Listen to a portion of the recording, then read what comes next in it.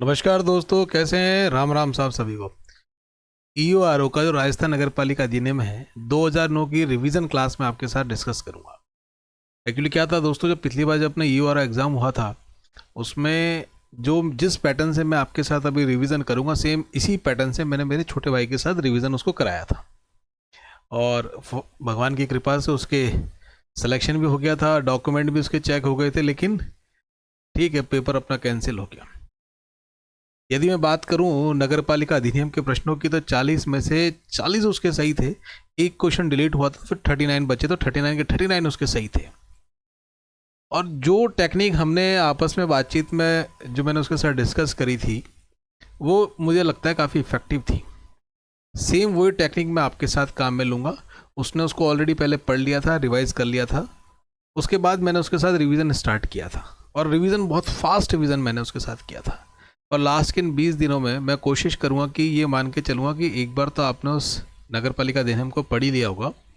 इसके जो की वर्ड्स हैं, की टर्मिनोलॉजी हैं, उनको मैं साथ साथ लेते चलूँगा। ऐसा अपन को छोड़ेंगे भी नहीं। और मेरा मानना ये है कि इस पूरे अधिनियम को मैं कोशिश करूँगा 7-8 घंटों में इसको मैं आपको कंप्लीट कर दूँ। तो कल को आप जब इसको पुनः रिवाइज़ करें तो फास्ट फॉरवर्ड करके रिवाइज़ कर सकते हैं।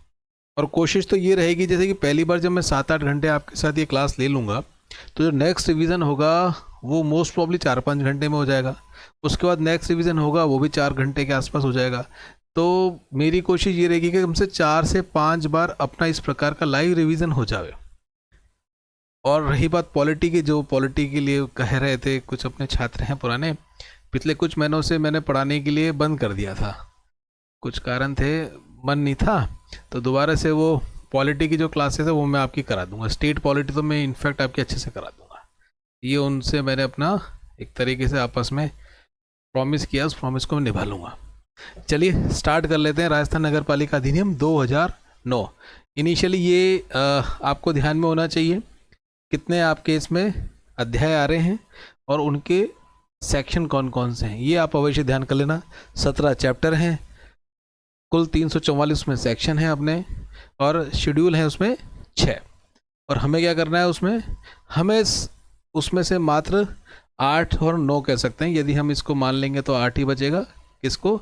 12 का सब पार्ट 12 का मान लेंगे तो 8 ही बचेगा। 1 2 3 4 5 6 7 8 9 है। यदि मैं 12 को भी मान लेता हूँ, इसको हटा देता हूँ, तो 8 ही बचते हैं ना। क्लियर? एक बार अपन इसके सेक्शन देख लेते हैं। देखो ये स्लाइड तो आप लोगों को याद होनी ही होनी चाहिए, इसमें कोई कोताही नहीं है। अगर आपको आज आंख मींच के लिखना कि भैया एग्जाम में कौन कौन से अध्याय आ रहे हैं और उनके आगे नाम और उनके आगे एक बार सेक्शन अवश्य लिख लेना। एक बार ये एक्सरसाइज अवश्य कर लेना। यदि इसमें कहीं पर भी त्रुटि है ना तो पूरी किताब को आगे पढ़ने की बजाय भैया एक बार इसको अवश्य याद कर लेना। समझ में आ गया क्यों कह रहा हूँ मैं आपको? एग्जाम में देखो मित्रों क्या हुआ, जैसे सपोज करो वित्त का कोई आपको सेक्शन आया, नगर पालिका के वित्त से संबंधित या उसके निधि से संबंधित कोई सेक्शन आया और उन्होंने आपको सेक्शन दे दिया ऑप्शन में 74, 73, 71 और 76। फॉर एग्जाम्पल 76, 79 ऐसा कुछ दे दिया, तो आप पकड़ लोगे कि यार वित्त वाला जो और निधि वाला जो पार्ट है नगर पालिका, वो तो आता ही पार्ट 5 में है, मतलब अध्याय 5 में आता है, चैप्टर 5 में आता है। और जो सेक्शन है वो है 76 से लेके 84, 76 से लेके 89 सॉरी। तो 76 से लेके 89 जो ये पार्ट हैं इसमें आता है, तो इट मीन्स कि ये 72, 73, 71 तो सेक्शन हो ही नहीं सकते। नहीं भी आता तो भी आप कराओगे। क्लियर है? ये आप एक बार ध्यान कर लेना। तो हमारे यहाँ पर चैप्टर 2 आएगा नगर पालिकाओं, जिसमें गठन और उसके शासन के बारे में बताया गया है। 3 से लेके 50 तक सेक्शन है उसमें। उसके बाद हम देखेंगे नगर पालिका का कैसे कार्य का संचालन होता है, वहाँ पर काम करने के लिए वार्ड समिति बनती हैं, वो देख लेंगे। 51 से लेके 66 उसमें सेक्शन है। और किसी भी नगर पालिका में काम करने के लिए कमिटीज़ बनती हैं, समिति बनती हैं, तो समिति नगर पालिका समिति 67 से 75 है। और अध्याय 5 आपको मैंने अभी बताया वित्त और निधि है, 76 से लेके 89 तक है। उसके बाद हम देखेंगे अपना 11वां, ये स्टार्टिंग के 4 हैं अध्याय, उसके बाद हम सीधे आ जाएंगे 11 पे। 11, 12, 13, 14। 11वां किससे रिलेटेड है? विकास और योजना, नगर योजना से रिलेटेड है, 159 से लेके 199 तक। और नगर पालिका की शक्तियां और अपराध देखेंगे 200 से लेके 297 तक। इसी का सब पार्ट है 12 का, संपत्ति के विरूपण का निवारण, 297 का। और 6 तक है। 13वां अभियोजनवाद आदि फिर हम देखेंगे 298 से लेके 308 तक। कंट्रोल हम देखेंगे 309 से लेके 327 तक। क्लियर है? क्या करना है, ये जितने भी मैंने आपको अध्याय बताए जो एग्जाम में आ रहे हैं, आँख मीच के भैया एक बार रिमेंबर कर लेना, कागज पे लिख के देख लेना।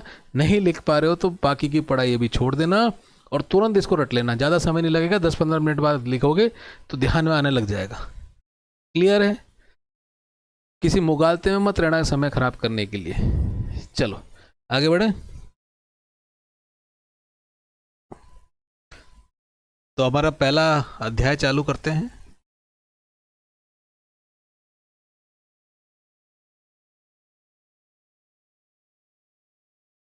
देखो 2 और 3 चैप्टर हम थोड़ा सा स्लो लेके चलेंगे। स्लो इन द सेंस, मेरा कहने का तात्पर्य ये है कि सारे कीवर्ड्स मैं आपके साथ ले लूँगा और लॉ डिस्कस भी कर लूँगा आपके साथ, और इसमें जो मैं आपके साथ केवल कीवर्ड लिखते जाऊँगा, ठीक है, उसको आप रिवाइज करते जाना।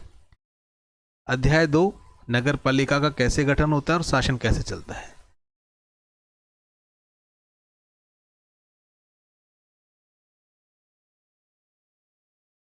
नगर पालिका गठन और शासन।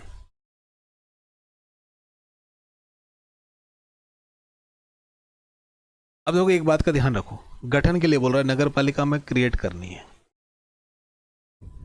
एक शब्द आएगा आपका परिसीमन, जिसको डिलिमिटेशन करते हैं। ध्यान रखना परिसीमन कौन करता है? राज्य सरकार करती है। मैं आपको प्रश्नों के रूप में बताता चलूंगा, डिस्कस करता चलूंगा, ठीक है। और जब भी परिसीमन होगा राज्य सरकार क्या करेगी? राजपत्र में निकालेगी। क्या करेगी? राजपत्र में निकालेगी। अब देखो नगर पालिका नहीं बनानी है तो उसके लिए क्या क्या हो सकता है ये ध्यान कर लो।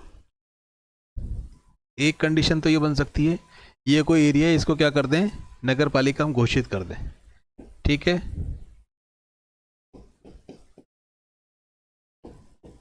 एक कंडीशन तो ये हो गई। दूसरी कंडीशन क्या हो गई?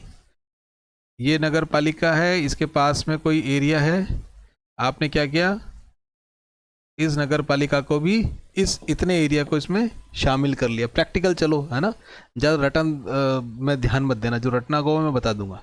क्लियर? किसी नगर पालिका का जो स्थानीय क्षेत्र है इसको आपने क्या कर लिया, शामिल कर लिया। और कंडीशन क्या बन सकती है मेरे मित्र? ये नगर पालिका है, इसका आपने ये क्षेत्र को अलग निकाल दिया थोड़ा सा, अपवर्जित बोलते हैं। ये कीवर्ड लिख रहा हूं मैं आपको, आपने क्या कर दिया, अपवर्जन कर दिया। क्लियर है? और क्या होगा, एक नगर पालिका ये है और एक नगर पालिका ये है, 2 नगर पालिका है, ठीक है ना। तो कोई भी 2 स्थानीय क्षेत्र नगर पालिका जो हैं उनका क्या करेंगे, या तो क्या होगा भैया कि एक नगर पालिका को 2 भागों में बांट सकते हैं हम, या एक नगर पालिका का कुछ भाग उसमें शामिल कर सकते हैं। यही तो काम कर सकते हैं।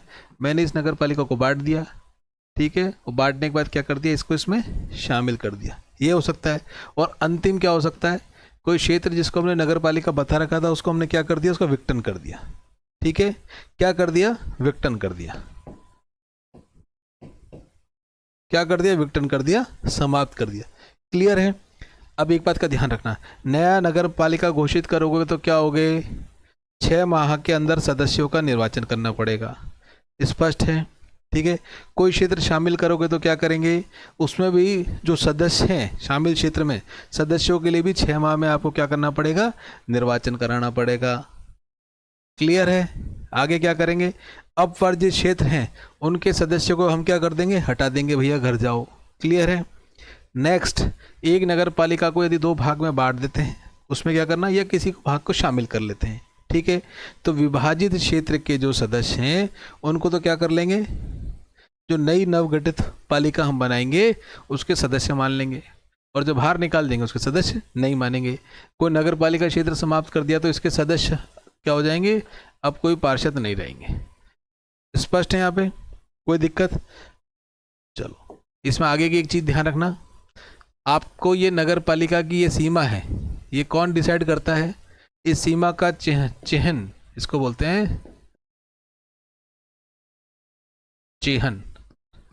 RS में अपने हिंदी में आता है क्या, हिंदी में वर्तनीय अशुद्धि करके एक आता है टॉपिक, तो ये चिन्ह नहीं होता, चिह्न होता है। क्लियर है?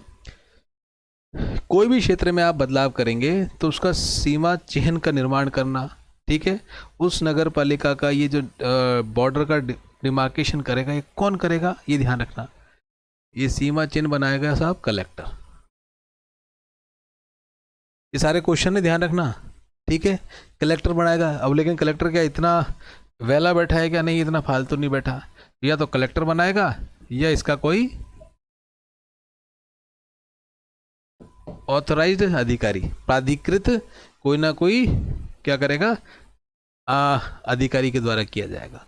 क्लियर है? अब इसमें 2-3 क्वेश्चन बनते हैं, हाथों हाथ देखते चलो। एक तो ये आपके ऑप्शन दे देगा कि क्या क्या आप नगर पालिका का नया जो गठन करेंगे या नगर पालिका का परिसीमन करेंगे, उसमें आप क्या क्या कर सकते हैं। स्पष्ट है?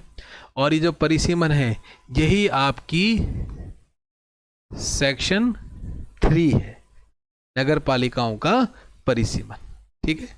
अब इसमें एक अच्छा जो क्वेश्चन बनता है वो तो ये बनता है कि भैया जो नियत दिन से 6 माह के भीतर सदस्यों का आपको निर्वाचन करना पड़ेगा। एक अच्छा प्रश्न बनता है कि ये जो आप परिसीमन कर रहे हो, परिवर्तित क्षेत्र का या किसी भी नगर पालिका के नया का जो सीमा चिन्ह का निर्माण आप कर रहे हो, वो कौन करेगा, वो कौन तय करता है? उसका निर्धारण कलेक्टर साहब करते हैं। उसका निर्धारण साहब कौन करेंगे? कलेक्टर साहब करेंगे।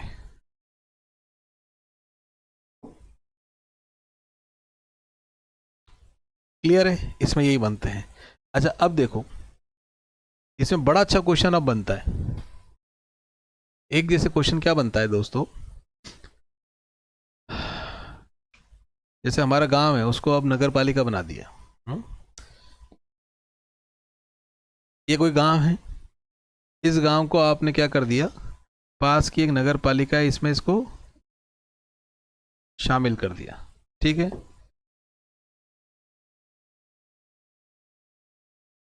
धैर्य से एक बार है ना ये सुन लेना, तो आपका पढ़ा हुआ भी रिवाइज हो जाएगा। आपने नगर पालिका को किसी गांव को कोई उसका जो एरिया है वो नगर पालिका में शामिल कर दिया, तो ये जो एरिया आपने शामिल किया ऑटोमेटिक अब ये गांव नहीं रहेगा।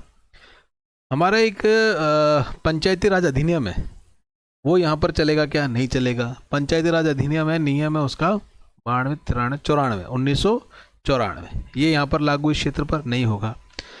इस क्षेत्र की अब अधिकारिता किसकी हो जाएगी? नगर पालिका की हो जाएगी। ये जो इस क्षेत्र से कोई वार्ड सदस्य हैं या सरपंच हैं, उप सरपंच हैं, उनका क्या होगा? देखो जो उप सरपंच हैं या सरपंच हैं या जो वार्ड मेंबर हैं, वो फिर अभी क्या समझे जाएंगे? नई नगर पालिका के सदस्य समझे जाएंगे। क्लियर है? स्पष्ट है? और इसके जो फिर अध्यक्ष हैं और उपाध्यक्ष हैं, उनका क्या होगा?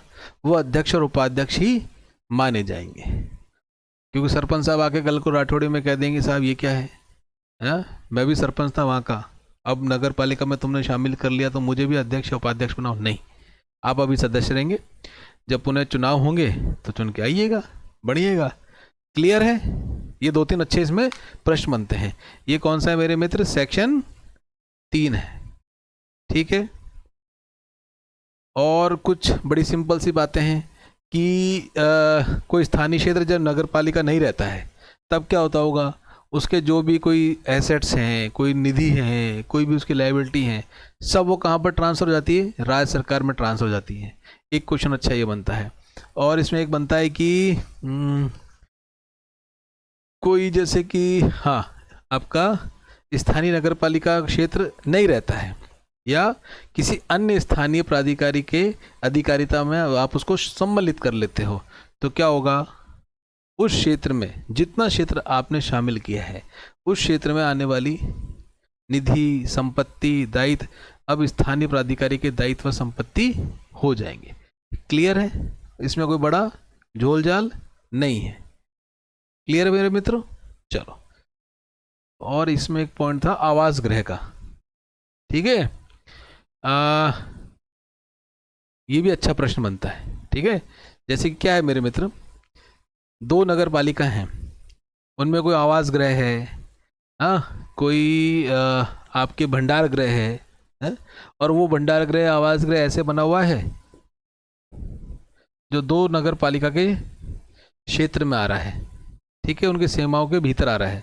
तो ये कौन डिसाइड करेगा कि ये कि किस नगर पालिका के अंदर इसको रखना है, ये कौन अधिकृत है ये तय करने के लिए? राज्य सरकार, स्टेट गवर्नमेंट तय करेगी। क्लियर है? स्पष्ट है? तो इसमें ये एक अच्छा प्रश्न ये भी बनता है। चलें आगे, चलो।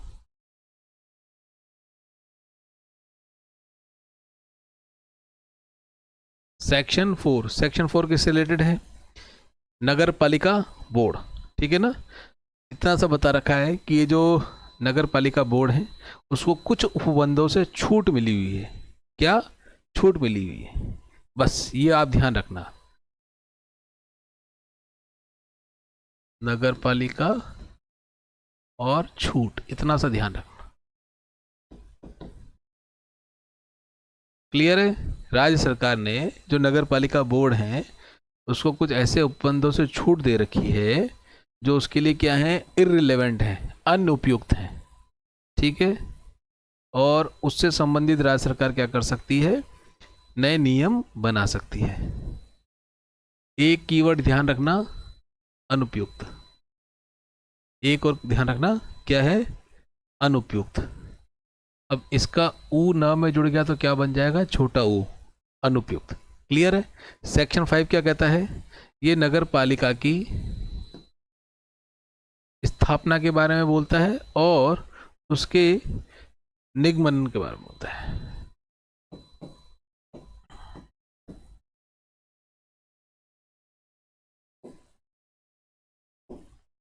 और उसके नियमन के बारे में बोलता है। नगर पालिका की स्थापना और नियमन, नियमन निगमन, सॉरी,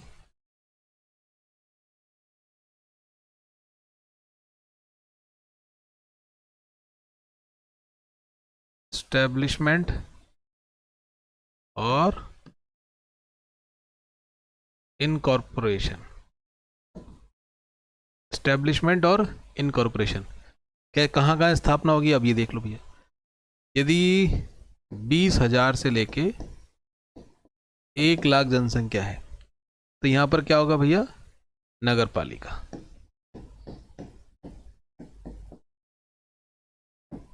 और 1 लाख से लेके 5 लाख तक है तो इसको हम बोलते हैं नगर परिषद, इसको हम एक नाम और बोलते हैं लघुत्तर नगरीय क्षेत्र। और यदि 5 लाख से अधिक है तो नगर निगम वहां पर हम बनाते हैं, जिसको हम बृहत्तर नगरीय क्षेत्र बोलते हैं। क्लियर? 1 से 5, 5 से ज्यादा, परिषद और नगर निगम। ये संक्रमणशील क्षेत्र में, ये लघुत्तर नगरीय क्षेत्र में, और ये बृहत्तर नगरीय क्षेत्र में है। अब ये नगर पालिका जो एक्ट है, ये ध्यान रखना, नगर पालिका के अंतर्गत ये तीनों ही शब्द आते हैं, ये तो अब आपको पता ही होगा। और जब नगर पालिका की आप स्थापना कर दोगे तो 2-3 बातों का ध्यान रखना। देखो, जैसे कि आप कोई भी बिजनेस करते हो तो उसमें आपके पास एक मोहर होती है ना, बिजनेस की एंटिटी बनी रहती है। टाटा में रतन टाटा चले गए तो कोई बात नहीं, नोएल टाटा ने उसकी उत्तराधिकार ले लिया, मतलब कि व्यक्ति मर जाता है तो भी उसका शाश्वत उत्तराधिकार रहता है।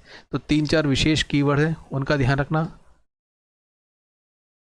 सामान्य मुहर होती है इसकी, शाश्वत उत्तराधिकार होता है, ये ध्यान रखना। क्लियर है ना? एक सामान्य मोहर होगी, जो भाई अगला आदमी आ जाएगा तो सील को अपने काम में लेगा, शाश्वत उत्तराधिकार होता है। क्लियर? हाँ, एक और बात इसमें कीवर्ड ध्यान रखना, वाद चलाया जा सकता है, केस किया जा सकता है नगर पालिका के अगेंस्ट में। क्लियर है?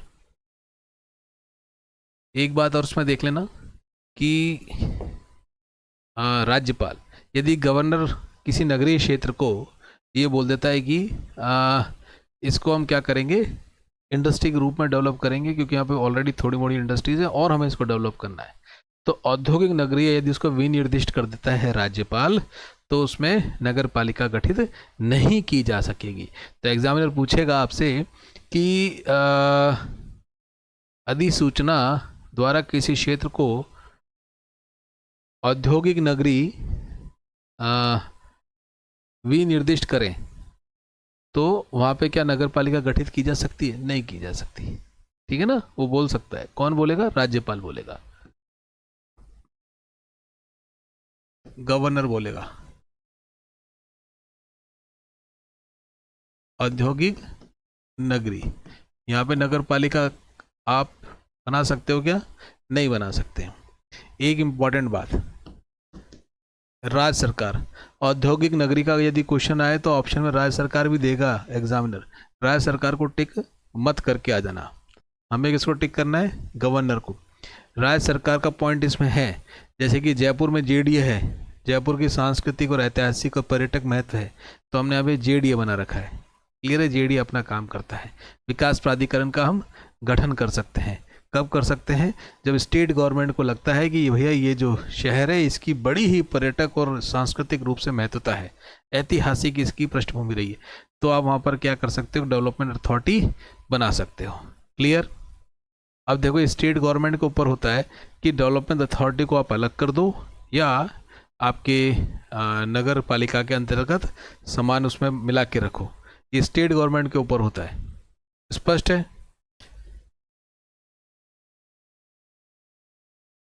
नेक्स्ट पढ़ते हैं। नेक्स्ट है भैया धारा 6, सेक्शन 6। सेक्शन 6 किससे संबंधित है? नगर पालिका की संरचना से संबंधित है, कि अब इसकी संरचना कैसी होगी। ये भी इंपॉर्टेंट है, इसमें से भी अवश्य आपका कोई ना कोई प्रश्न आएगा। संरचना में कुछ इंपॉर्टेंट कीवर्ड्स हैं, उनको ध्यान रखना। कम से कम कितने वार्ड होने चाहिए? मिनिमम 20 वार्ड होने चाहिए। आपने नगर पालिका तो बना दी है, उसमें भैया सदस्य कौन कौन होंगे? 3 प्रकार के आपके सदस्य होंगे,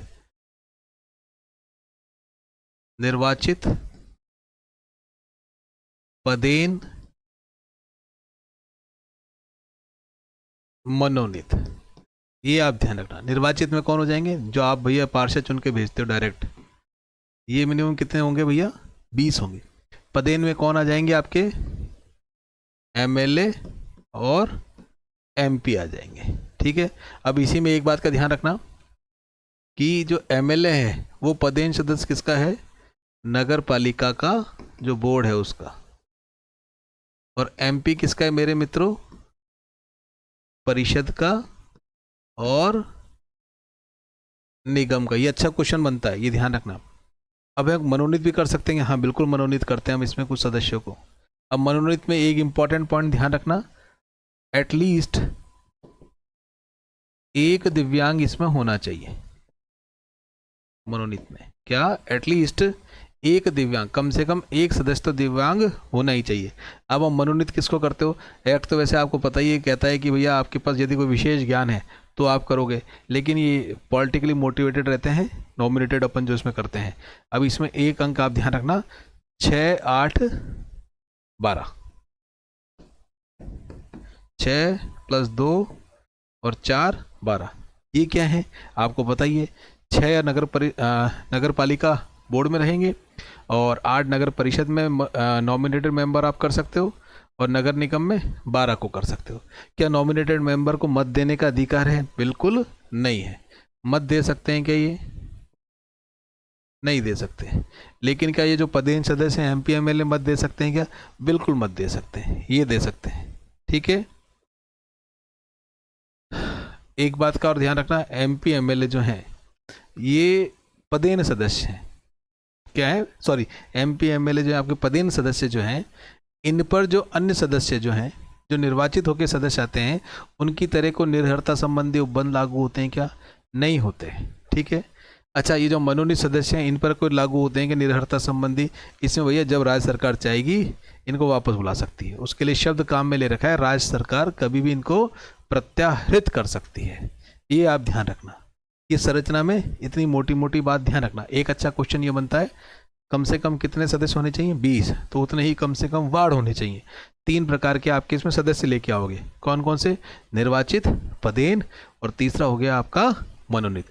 निर्वाचित एटलीस्ट कितने होने चाहिए? 20 होने चाहिए। और पदेन एमपी एमएलए होते हैं। एमएलए आपका नगर परिषद जो बोर्ड होता है उसका पदेन सदस्य होता है, और एमपी आपका परिषद और निगम का होता है। ठीक है।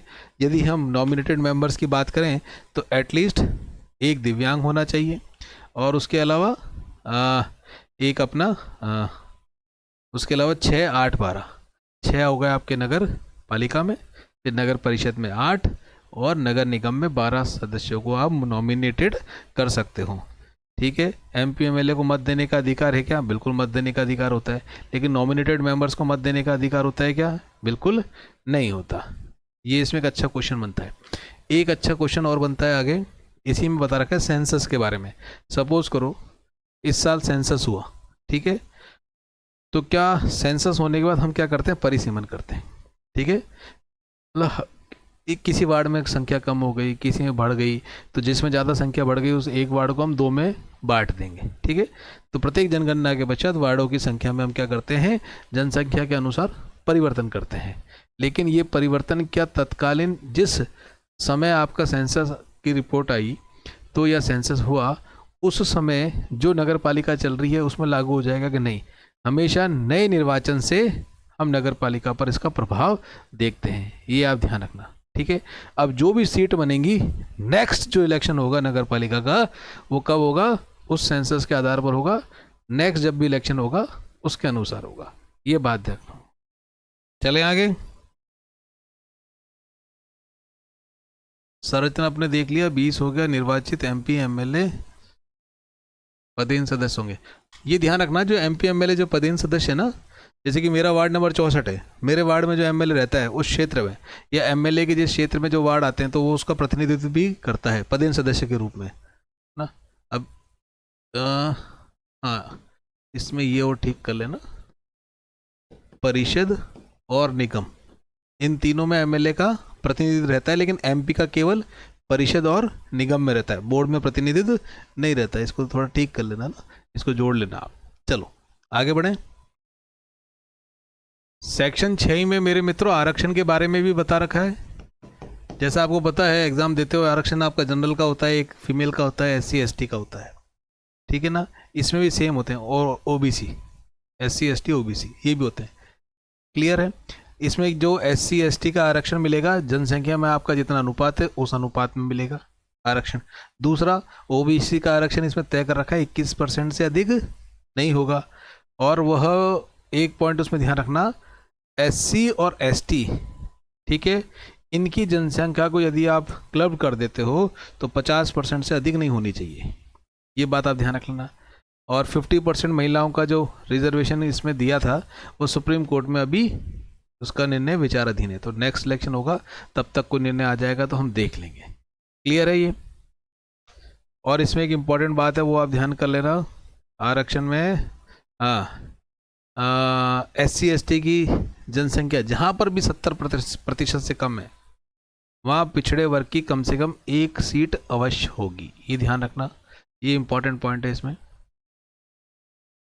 70% से कम है जहाँ पर भी एससी एसटी की सीट है, ठीक है ना, वहाँ पिछड़े वर्ग की कम से कम एक सीट होगी।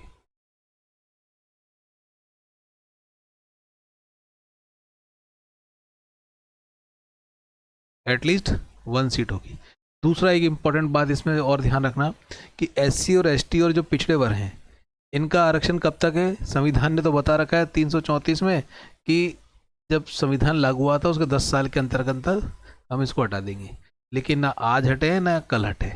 तो आर्टिकल 334 भी इसमें मेंशन कर रखा है कि ये जो अब आरक्षण की जितनी भी आपने बातें पढ़ी हैं कब तक रहेंगी? जब तक आर्टिकल 334 में समावधि निर्दिष्ट कर रखी तब तक रहेगी। क्लियर है? चलो आगे सेक्शन 7,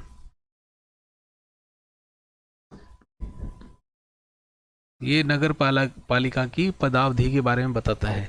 आप सबको पता है 5 साल के लिए होती है। 5 साल के लिए कब से होती है? जब प्रथम बैठक होगी। बिल्कुल सही सोच रहे हैं आप। ये प्रथम बैठक शब्द इंपॉर्टेंट है, इलेक्शन का रिजल्ट आया तब से नहीं, जब आपकी प्रथम बैठक होगी उससे 5 वर्ष तक, उसके 5 वर्ष तक। तो प्रथम बैठक इसमें कीवर्ड है। ठीक है, यदि नगर पालिका विघटन 5 साल से पहले हो जाता है तो जो भी नई नगर पालिका चुनी जाएगी वो शेष कार्यकाल के लिए होगी। विघटन और विघटन के बाद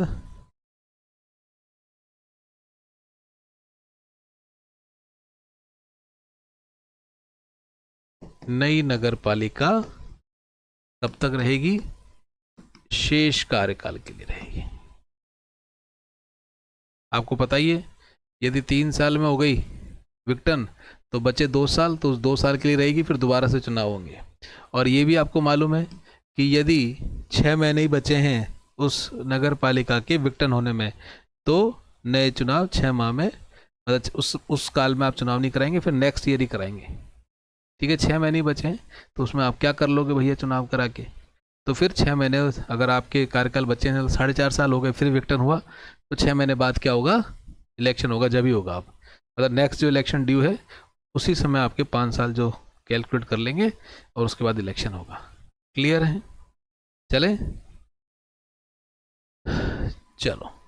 और एक बात और ध्यान रखना कि विघटन हो जाता है, विघटन नहीं सॉरी, आपका कार्यकाल पूरा हो गया 5 साल का,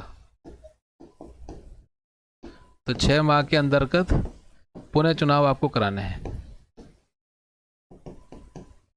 पुनः चुनाव करा लेने हैं। चलो सब अगले सेक्शन चलें, सेक्शन 8। और सेक्शन 8 क्या कहता है? नगर पालिका शासन का नगर पालिका में निहित होना। नगर पालिका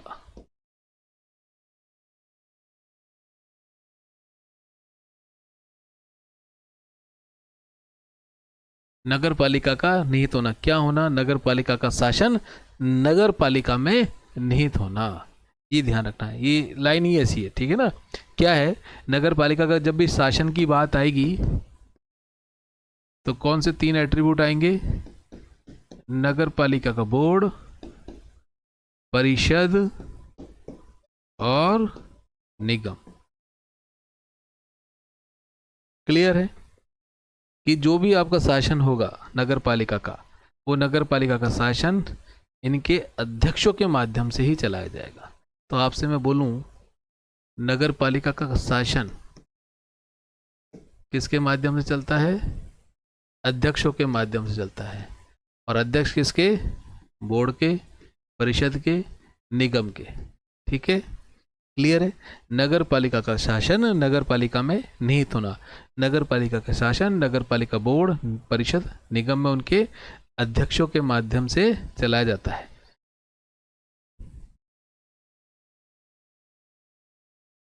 सेक्शन 9, ये मेरे मित्रों वार्डों का विभाजन। देखो मैं लिखा हुआ भी ला सकता था, लेकिन मैं इसमें क्या है, मैंने सेक्शन 9 बोला, तुरंत आपके दिमाग में स्ट्राइक कर जाना चाहिए वार्डों का विभाजन। रिवीजन कर रहे हैं हम, इसलिए लिखा हुआ नहीं लेके आया मैं इनिशियली। ये जो पहला रिवीजन है, ये तो भैया आप ये जो सेक्शंस मैंने आपके साथ लिख रहा हूँ इनके साथ साथ कर लो। आप बैठ जाओ, जैसे सेक्शन 9 आया अपने दिमाग में सोच लो वार्डों का विभाजन, और इसमें क्या क्या बात थी, ये बात थी, ये बात थी, ये बात थी, जो हम यहाँ पर डिस्कस कर लेंगे। जैसे वार्डों का विभाजन की बात कर रहे हैं तो इसमें कीवर्ड है जनसंख्या का आधार। बस ये कीवर्ड आपके याद रहने चाहिए कि भैया इसका विभाजन किस आधार पर होगा? जनसंख्या के आधार पर किया जाएगा। ठीक है ना? और ये वार्डों का विभाजन हम क्यों कर रहे हैं? चुनाव के दृष्टिकोण से कर रहे हैं। बड़ी सिंपल सी बात है। क्लियर है? ये कीवर्ड आप बस ध्यान रखना। अगला है सेक्शन 10, वार्डों का निर्धारण।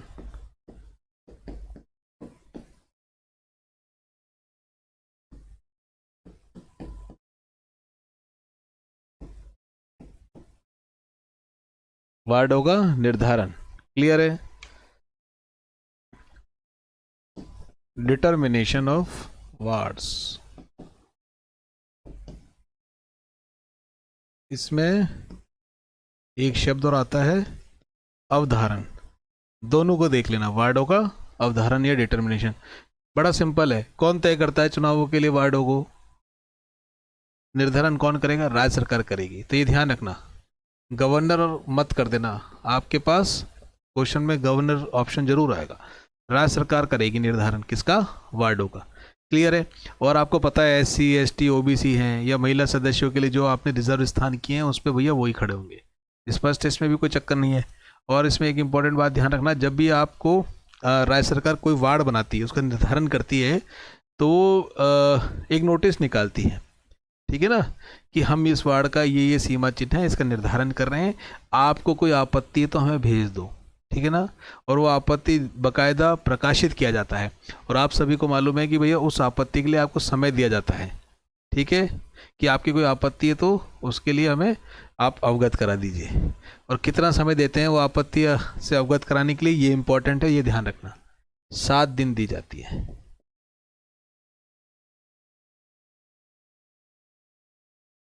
कितने दिन दिए जाते हैं मेरे मित्र? 7 दिन। क्लियर है? अच्छा, और इसमें क्या है इंपॉर्टेंट बात, एक कीवर्ड इंपॉर्टेंट है, रोटेशन। देखो सामान्यतः क्या होता है कि लॉटरीज निकलती हैं, रोटेशन के आधार पर, चक्रण के आधार पर हम आरक्षित स्थानों का निर्धारण करते हैं। ये जनरल बना, फिर ये ओबीसी बना, ये एससी एसटी बना, तो उनको क्या चक्रानुक्रम, रोटेशन के आधार पर हम सीटों का, रिजर्व सीटों का निर्धारण करते हैं। ये ध्यान रखना, हमेशा ऐसा नहीं कि एक बार कोई एसटी सीट रह गई तो हमेशा एसटी सीट ही बनी रहेगी, सामान्यतः नहीं होगा, वो रोटेशन में चेंज होती रहती है। क्लियर? एक बात और ध्यान रखो, जैसे कि हमारा वार्ड 64 है या 62 है, 63 है, ये जो आप संख्या देते हैं ये भी किसी अनुसार या कोई नियम के अनुसार देते हैं? बिल्कुल देते हैं, आपको पता ही है।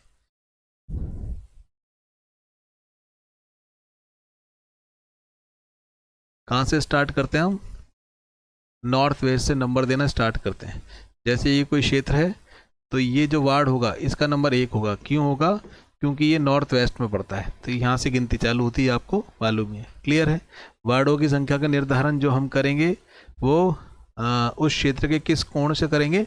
नॉर्थ वेस्ट, उत्तर पश्चिम, उत्तर पश्चिम से स्टार्ट करेंगे। सेक्शन 10।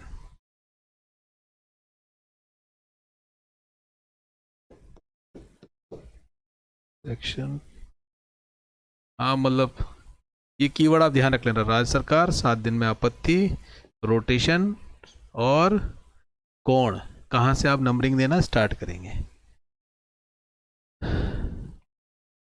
11 इलेक्शन से रिलेटेड, नगर पालिका के लिए निर्वाचन।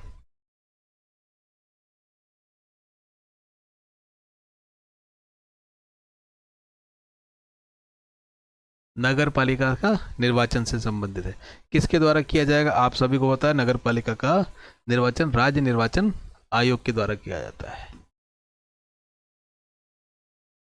निर्वाचन में आपको ये भी मालूम है 5 वर्ष के लिए नगर पालिका का निर्वाचन किया जाता है, ठीक है ना। जैसे 5 वर्ष की समाप्ति होने लगेगी उससे पूर्व ही हमें क्या कराना पड़ेगा? इलेक्शन कराना पड़ेगा। तो ये आप ध्यान रखना। अब वो एग्जामिनर के ऊपर देखो कैसा उसमें ऑप्शंस बनाता है। आप 5 वर्ष की समाप्ति से पूर्व,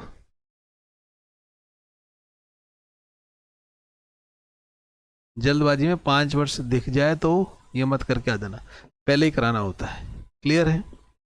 अच्छा, और आपको इसमें पता ही है, वो हमने स्टार्टिंग में देखा था विघटन, सेक्शन 3 में यदि विघटन हो गया हो तो, जैसे ही विघटन हो गया तो 6 माह के अंदर हमें चुनाव कराना पड़ेगा, आपको ये भी मालूम है। और ये भी आपको मालूम है जो अंतिम वर्ष चल रहा है 5 वर्ष का, और उसमें भी यदि अंतिम 6 माह बचे हैं उसके कार्यकाल को पूरा होने में, तो चुनाव कराने की हमें आवश्यकता नहीं है। अच्छा, इसके इलेक्शन हो गए, उसके लिए कर्मचारी कहाँ से आएंगे? राज्य सरकार निर्वाचन आयोग को कर्मचारी उपलब्ध कराता है। इसमें भी कोई बड़ी गणित नहीं है। और इसमें कीवर्ड वाले क्या सेंटेंस बनता है निर्वाचन आयोग में? ए हो गया निर्वाचन आयोग 5 वर्ष, एक बनता है कर्मचारी, मतलब इलेक्शन कराने के लिए कर्मचारी राज्य सरकार प्रोवाइड कराएगा। क्लियर है? और एक था अधीक्षण और निदेशन और नियंत्रण।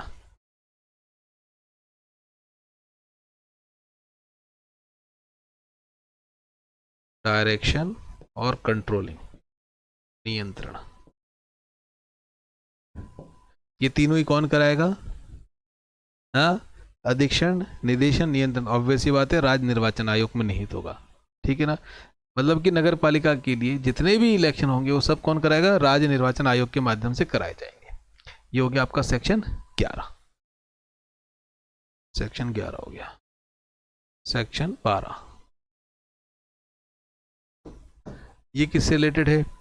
ये स्टेट इलेक्शन कमीशन से रिलेटेड ही है, मतलब 11 और 12 भी आ गया आपका स्टेट इलेक्शन कमीशन से।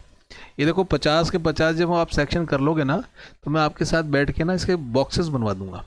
जैसे कि भैया इलेक्शन से लेके 11 से स्टार्ट हुआ, कहाँ तक में भैया हमें धाराएं पढ़नी है। इससे पहले हमने गठन के बारे में देखा, वो हम देख लेंगे। तो एक बार आपका ये ब्लॉक भी बन गया ना कि इलेक्शन से रिलेटेड जो है वो धाराएं कहाँ से कहाँ तक हैं, तो भी आपके लिए बड़ी आसानी हो जाएगी जब क्वेश्चंस में ऑप्शंस को एलिमिनेट करने में। कोई नया बालक भी अभी तैयारी में सोच रहा है ना कि मैं 20 दिन में कर लूँ, तो ये जो हमारे सेक्शन जो मैं आपके साथ डिस्कस कर रहा हूँ, केवल इतना ही पढ़ लेना, इतना ही 2-3 बार देख लेना, आपके लिए फिर प्रभु के ऊपर छोड़ के एग्ज़ाम दिया ना। हाँ, बशर्ते कि आपका जीके वाला पार्ट तो मजबूत होना ही होना चाहिए। इसके बाद जो नियम है, नियम भी करा दूंगा, नियम 1 घंटे में अपन फटाफट सारे कर लेंगे। क्लियर है? 12 में राज्य निर्वाचन आयोग के कार्यों और कृत्यों के बारे में बता रखा है।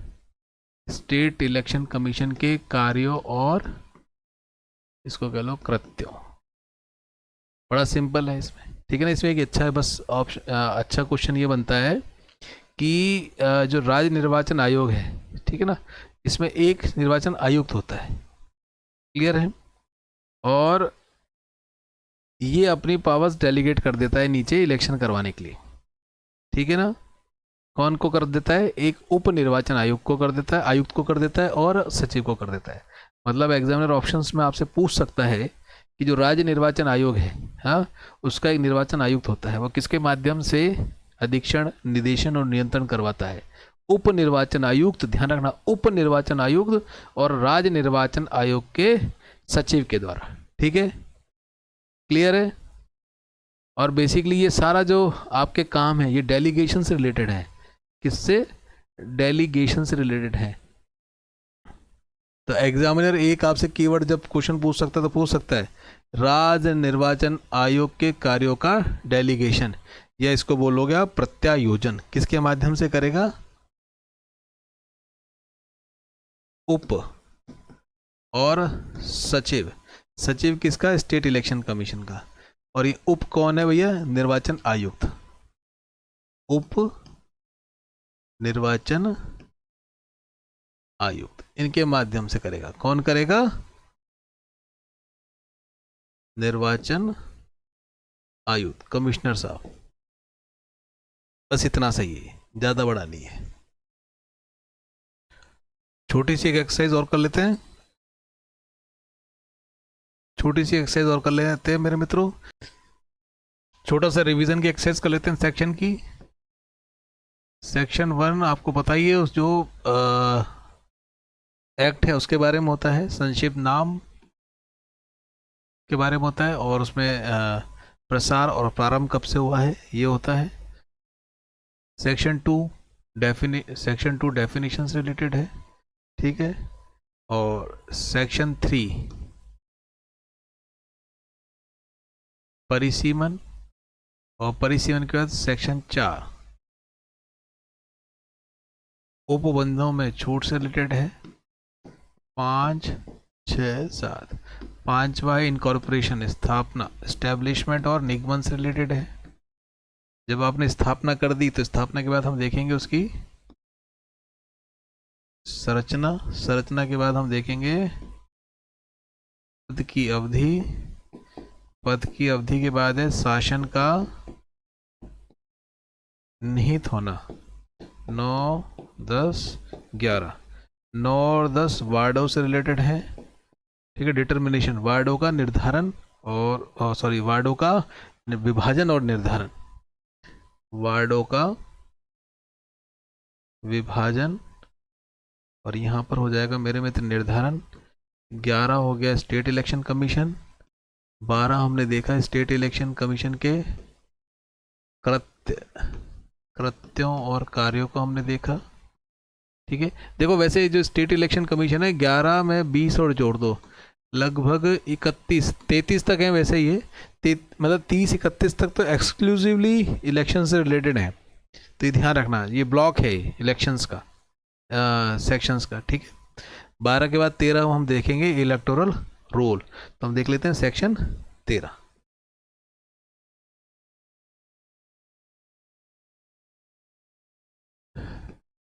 सेक्शन 13 इलेक्टोरल रोल, निर्वाचक नामावली,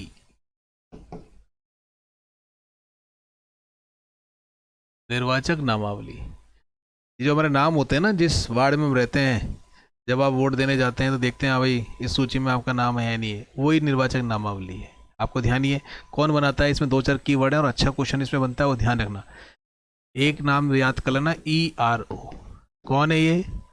कि निर्वाचन रजिस्ट्रीकरण अधिकारी है, ERO officer, electoral registration officer. ठीक है, ये क्या करता है? ये निर्वाचक नामावली तैयार करता है। क्लियर है? अपने सहायता के लिए इस काम की निर्वाचक नामावली बनाने की सहायता के लिए राज्य सरकार इसके साथ में सहायक और रजिस्ट्रीकरण अधिकारी नियुक्त कर सकती है। क्लियर है? दूसरी बात, कौन करता है इनको नियुक्त? कौन करता है? निर्वाचन आयोग, राज्य का निर्वाचन आयोग। ERO इंपॉर्टेंट है। दूसरी बात, अच्छा, जो इलेक्टोरल रोल है उसमें किसका नाम आ सकता है? जो 18 साल से ऊपर का है, मतलब कम से कम 18 साल की आयु हो। अब इसमें एक अच्छा क्वेश्चन बनता है, जो एज की बात करते हैं 18 साल, ये कब से मानते हैं 18 साल? 1 जनवरी को कैलकुलेट करते हैं। क्या? 1 जनवरी को कैलकुलेट करते हैं, इतना ही ध्यान रखना। दूसरी बात ये देखते हैं कि आप उस वार्ड में निवास करते हैं क्या, और निवास के में उन्होंने कीवर्ड यूज में लिया है मामूली तौर पर निवासी। क्या? मामूली तौर पर निवासी। मामूली तौर से क्या आशय है कि भैया कि उस वार्ड में आप निवास करते हैं तो किसको मानोगे आप निवासी, किसको नहीं मानेंगे आप निवासी। तो इसमें दो चीज़ें ध्यान कर लेना, किसको मानेंगे और किसको नहीं मानेंगे। इसमें कुछ अच्छे प्रश्न बनते हैं, किसको मानेंगे आप इसमें?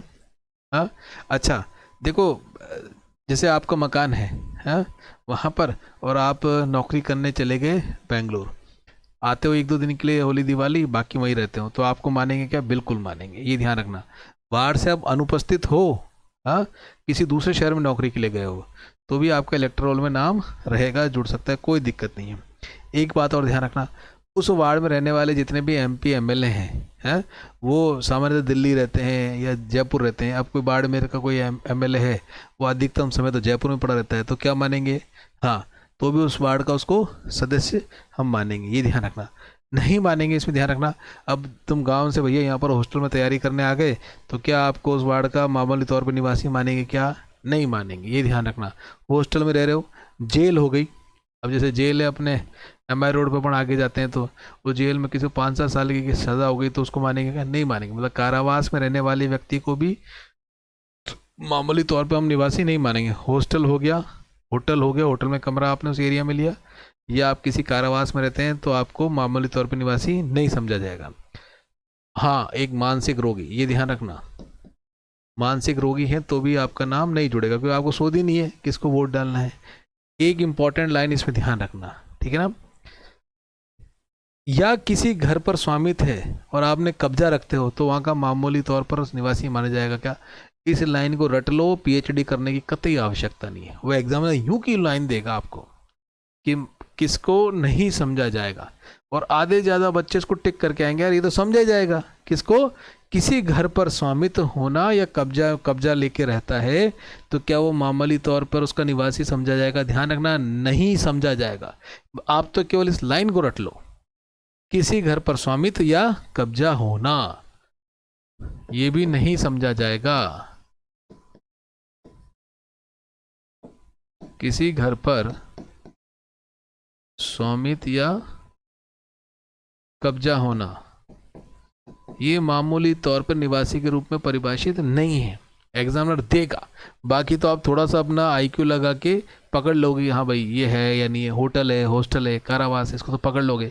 दिमाग से रोगी है तो पकड़ लोगे, ये नहीं पकड़ पाओगे। क्लियर है?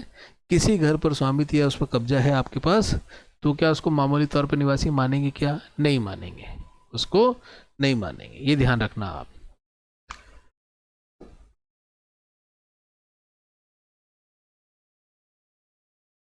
सेक्शन 14 ये डिस्क्वालिफिकेशन से रिलेटेड है। डिस्क्वालिफिकेशन किसमें? इलेक्टोरल रोल में मतलब कौन कौन डिस्क्वालीफाई है इलेक्टोरल रोल में, नाम दर्ज कराने से संबंधित है। ठीक है, बड़ा सिंपल से है ये। भारत का नागरिक नहीं होना पहला, यदि आप भारत का नागरिक नहीं है तो इलेक्टोरल रोल में नाम दर्ज नहीं करवा सकते। दूसरा, विकृत चित्त, क्या विकृत चित्त। और एक है आपका करप्ट प्रैक्टिसेस में यदि आप हो तो भी आपका नाम इसमें नहीं जोड़ा जाएगा। करप्ट प्रैक्टिसेस हो या आपको विधि के अनुसार किसी में आपको सजा दे रखी है तो, और भारत का नागरिक नहीं हो तो आपका नाम जुड़ सकता है कि इलेक्टोरल रोल में नहीं जुड़ सकता। ये तीन ध्यान रखना आप। क्लियर। ये करप्ट प्रैक्टिसेस अपन सेक्शन 29 में पढ़ेंगे, ये भी इंपॉर्टेंट है। सेक्शन 15 भी यही देख लो, सेक्शन 15 भी छोटा सा है, वो है मिथ्या घोषणा।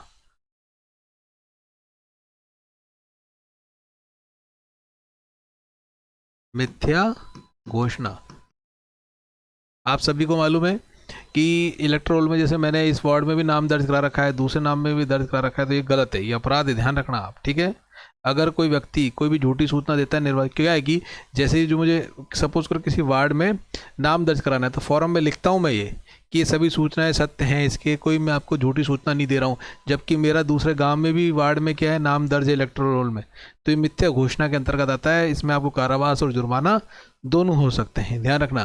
कोई भी व्यक्ति झूठी घोषणा देता है, मिथ्या घोषणा करता है, तो इसमें इंपॉर्टेंट ये ध्यान रखना आपको कारावास हो सकता है। कितने वर्ष का? 1 वर्ष का। और कारावास के साथ ध्यान रखना जुर्माना भी है 2000 से लेके 5000 तक का। क्या देने पर? मिथ्या घोषणा करने पर।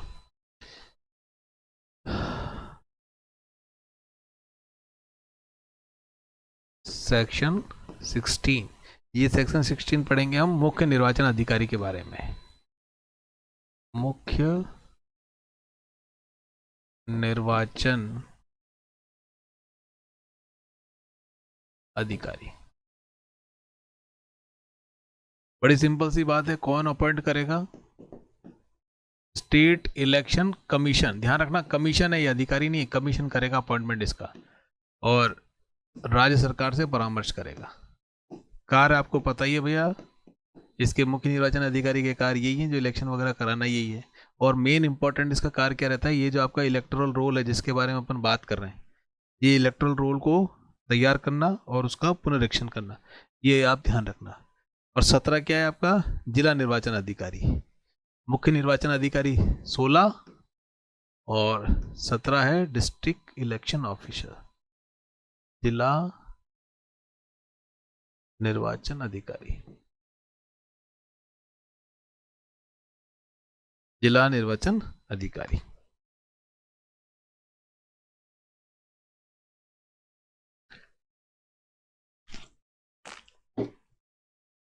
जिला निर्वाचन अधिकारी बहुत सिंपल है, किसके अंडर में काम करता है? इसी मुख्य निर्वाचन अधिकारी के अंडर में काम करता है। कौन अपॉइंट करता है इसको, जिला निर्वाचन अधिकारी को? ऑब्वियस सी बात है, राज्य निर्वाचन आयोग करता है, राज्य सरकार के परामर्श में। इंपॉर्टेंट बात यह है किसी एक जिले में एक से ज़्यादा निर्वाचन अधिकारी आप अपॉइंट कर सकते हो क्या? In one district more than one, कर सकते हैं, ये ध्यान रखना, ये इंपॉर्टेंट है इसमें। ठीक है, एक जिले में एक से अधिक भी ये हो सकते हैं। काम क्या है? जो ये मुख्य निर्वाचन अधिकारी है, ठीक है, इसके अंडर आप सुपरविजन में, इसे कंट्रोलिंग में आप काम करते हो। क्या काम है? वो ये नगर पालिका के चुनावों का निर्वाचन ढंग से करवा देना, उसको संचालन ढंग से कर देना। क्लियर है? और ऐसे कोई भी कार्य जो मुख्य निर्वाचन अधिकारी या स्टेट इलेक्शन कमीशन इसको सौंपे। स्टार्ट करते हैं क्लास आगे की। देखिए सेक्शन 18, 19, 20 मैंने अभी करा दिए थे, लेकिन बाद में मालूम पड़ा कि ऑडियो तो आ ही नहीं रहा, तो दोबारा से इसको एक बार 2-3 सेक्शन इनको पुनः कर लेते हैं। 18 क्या कहता है? स्थानीय प्राधिकारियों आदि के कर्मचारी वृंद का उपलब्ध कराया जाना। देखिए क्या है मेरे मित्रों, ऑब्वियस ही बात है, स्टेट इलेक्शन कमीशन तो एक बड़ी छोटी एंटिटी है, अपना जो भी इलेक्शन से रिलेटेड काम होता है सरकार के जो अन्य कर्मचारी उनकी सहायता लेके करता है। और जब भी इलेक्शन होते हैं और उस इलेक्शन के लिए सरकार के अन्य अथॉरिटीज़ के कर्मचारी जब काम करते हैं तो वो एक तरह से डेपुटेशन में माने जाते हैं। लेकिन ये 18 वाला क्या कहता है कि स्टेट इलेक्शन कमीशन क्या करता है कि इलेक्टोरल रोल के लिए स्थानीय प्राधिकारियों को काम में ले सकता है। मतलब कि स्थानीय प्राधिकारियों को स्टेट इलेक्शन कमीशन क्या कर सकता है, काम में ले सकता है।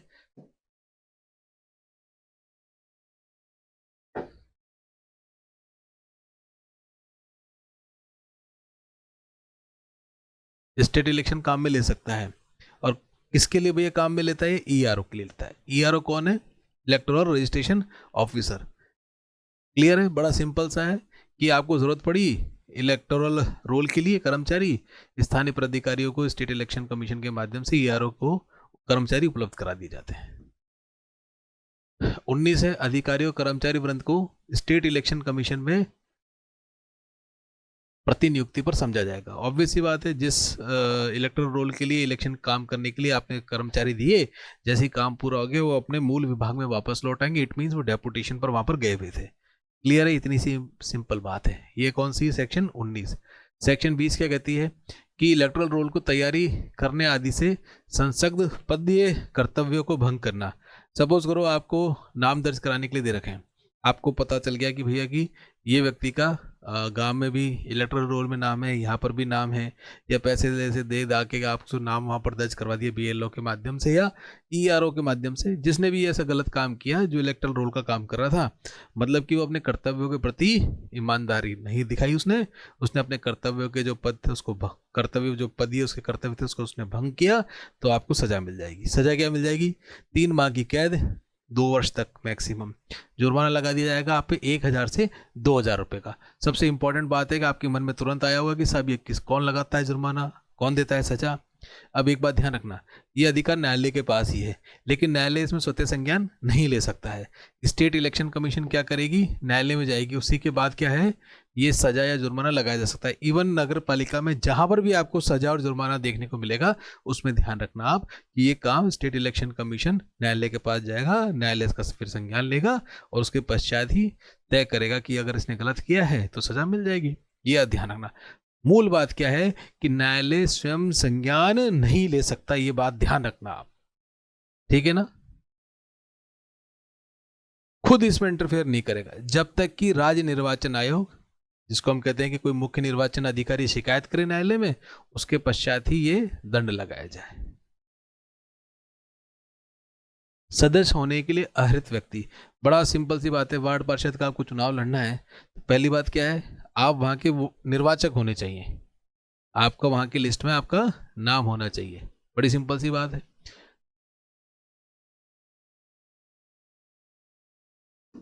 और एज कितनी होनी चाहिए? 21 वर्ष एटलीस्ट। 21 वर्ष से अधिक या 21 वर्ष होनी चाहिए। क्लियर? एक बात इसमें इंपॉर्टेंट पॉइंट और बता रखा है कि जो रिजर्व सीट्स हैं SC ST OBC की, उस सीट पर उससे संबंधित व्यक्ति ही उम्मीदवार खड़ा होगा। ये 3 बातें ध्यान में आ गई। एक और इसमें नई बात और जोड़ दी गई थी जब से स्वच्छ भारत अभियान आया है कि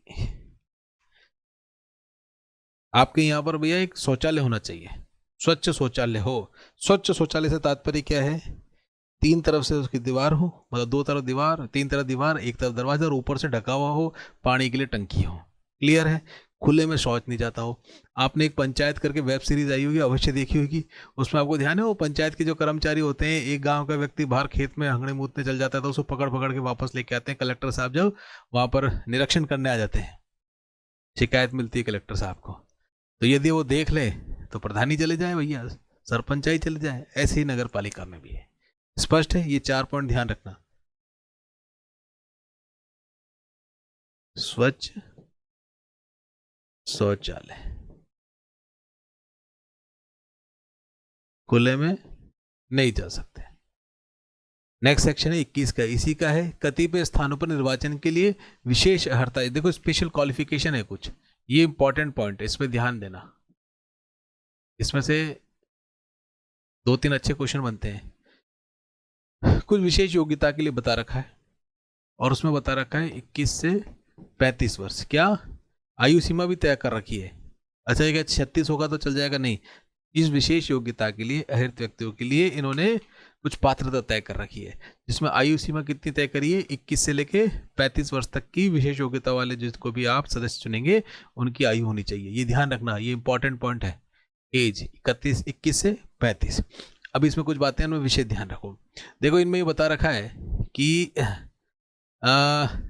SC ST OBC या फीमेल के लिए जो जो रिजर्व सीट है, ऐसी सीट यदि 2 से अधिक नहीं होंगी, ये ध्यान रखना है ना। आरक्षित सीटों में से ऐसी सीटें कौन सी स्पेशल क्वालिफिकेशन वाली 2 से ज़्यादा नहीं होंगी। कहने की मतलब ये है कि आपने ST को ST OBC और फीमेल के लिए जो सीटें आपने आरक्षित कर रखी है, उसमें इस प्रकार की स्पेशल क्वालिफिकेशन वाली सीट 2 से ज़्यादा नहीं होंगी, ये बात ध्यान रखना। दूसरी कंडीशन इसमें क्या बनती है कि SC ST OBC और महिला सीट, ध्यान रखो कि जो SC की संख्या यदि 3 या 3 से कम है, हाँ, तो ऐसी स्थिति में क्या होगा, ऐसी स्थिति में केवल हम फिर एक सीट ही स्पेशल क्वालिफिकेशन के लिए तय करेंगे।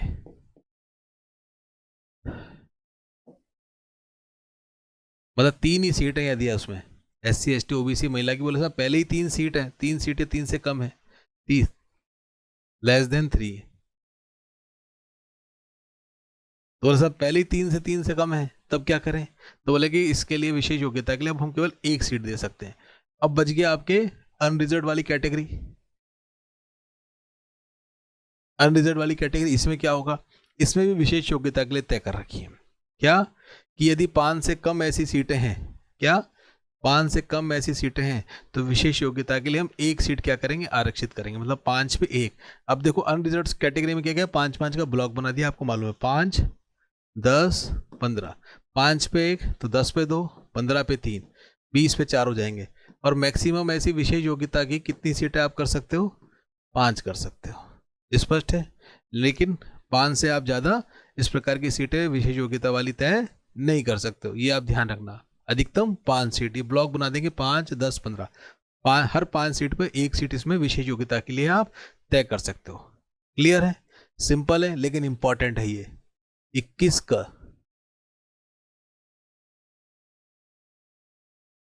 ये काम क्यों नहीं कर रहा आज।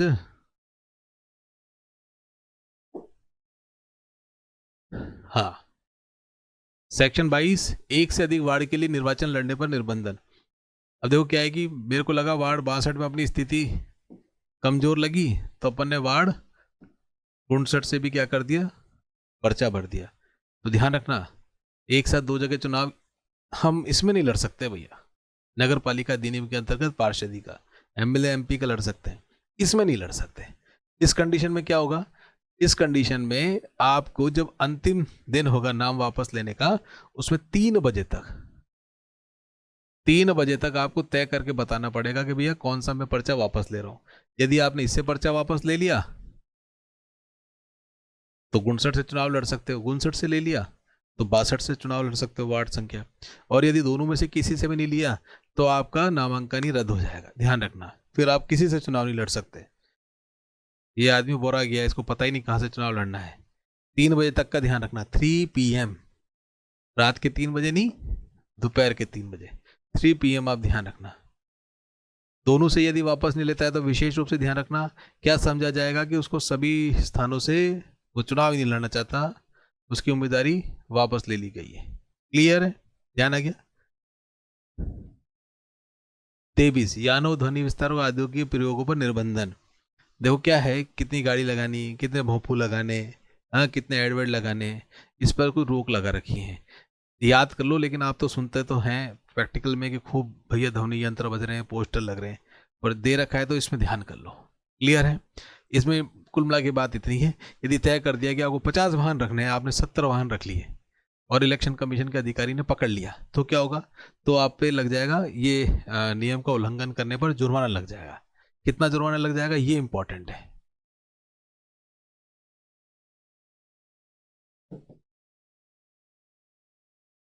₹5,000 का जुर्माना लग जाएगा, इतना ही ध्यान रखो। क्लियर। अगली बात, अब इसमें आपको ध्यान में आएगा कि इसमें तो सर जुर्माना लगा रहे हैं, तो क्या न्यायालय के माध्यम से लगेगा या अधिकारी लगा देगा, स्टेट इलेक्शन कमीशन का। पुनः बात ध्यान रखना, सेम बात अगेन मैं बोल रहा हूं, इस केस में भी अपराध का संज्ञान स्वयं न्यायालय द्वारा नहीं लिया जाएगा। स्टेट इलेक्शन कमीशन या उसका जो ऑथराइज्ड ऑफिसर है, अधिकारी है, उसके द्वारा शिकायत की जाएगी। न्यायालय फिर इस पर क्या लगा देगा, 5,000 रुपये का जुर्माना लगा देगा। क्लियर है। सदस्यों के लिए साधारण निर्हरताएं 24। देखो ये थोड़ा सा ठीक है ना, इसमें से भी एक प्रश्न आने की उम्मीद है। जनरल डिस्क्वालिफिकेशन, क्या बोलेंगे इसको, जनरल डिस्क्वालिफिकेशन। देखो इसमें क्या है, बड़ी अच्छी अच्छी 2-4 बातें बता रखी हैं, बड़ी प्यारी। जैसे कि यदि आप पे कोई केस चल रहा था और आपको उस केस पर 6 माह से अधिक का यदि कारावास हो जाता है, 6 माह या अधिक का कारावास होता है, तो मेरे मित्र आपकी सदस्यता चली जाएगी। राहुल गांधी की जैसे एमपी एमएलए में भी आपने सदस्यता देखी थी ना, 2 साल से ऊपर की सजा हो गई, 2 साल या 2 साल से ऊपर, तो आपकी सदस्यता चल जाएगी। फिर वो सुप्रीम कोर्ट से उसको रिवोक करा लाए थे, स्टे करा लाए थे। 6 माह या अधिक की यदि आपको सजा हो जाती है तो आपकी सदस्यता का क्या होगा, सदस्यता चल जाएगी। क्लियर है। और उसमें यह भी दंड लगा दिया जाएगा कि अगले 6 साल तक, ये आपको ध्यान ही है, अगले 6 साल तक आप चुनाव नहीं लड़ सकते। आपको ये भी ध्यान होगा 6 साल का मतलब हो गया कि 2 टर्म आपके खराब हो गए। स्पष्ट है, ठीक है। अच्छा, एक कंडीशन तो ये हो गई, सजाई मिल गई। दूसरी कि ऐसा आपके ऊपर कोई धाराएं लगी हैं ऐसी अपराध पर कि जिसमें जो सजा होगी वो एटलीस्ट 5 साल तो होगी। यदि आप उसमें कन्विक्ट दोषी हो जाते हैं या दोषी करार कर दिए जाते हैं तो 5 वर्ष या उससे अधिक की सजा हो सकती है। तो ध्यान रखना, ऐसा कोई आपको सेक्शन के अंतर्गत आपके ऊपर केस चल रहा है कि यदि उसमें सजा हो जाएगी तो 5 वर्ष या अधिक की सजा का प्रावधान है। मतलब यदि दोषी हुए तो 5 वर्ष तो सजा मिलेगी। ऐसी कोई धारा लगी हुई है तो ध्यान रखना, तो भी क्या हो जाएगी, आपको सदस्यता चल जाएगी। ध्यान रखना, ऐसा मामला विचाराधीन है तो भी हो जाएगी, ये ध्यान रखना। क्लियर है। अच्छा, और यदि आपको कोई ऐसे अपराध के लिए दोषी ठहराया है जिसमें आपने नगरपालिका की संपत्ति लेके घर में बैठ गए या नगरपालिका की निधि में से कुछ गबन कर लिया, तो गबन करने पर भी क्या हो जाएगी, डिस्क्वालिफिकेशन हो जाएगा। ये 7-8 पॉइंट है, इन पर विशेष ध्यान रखना।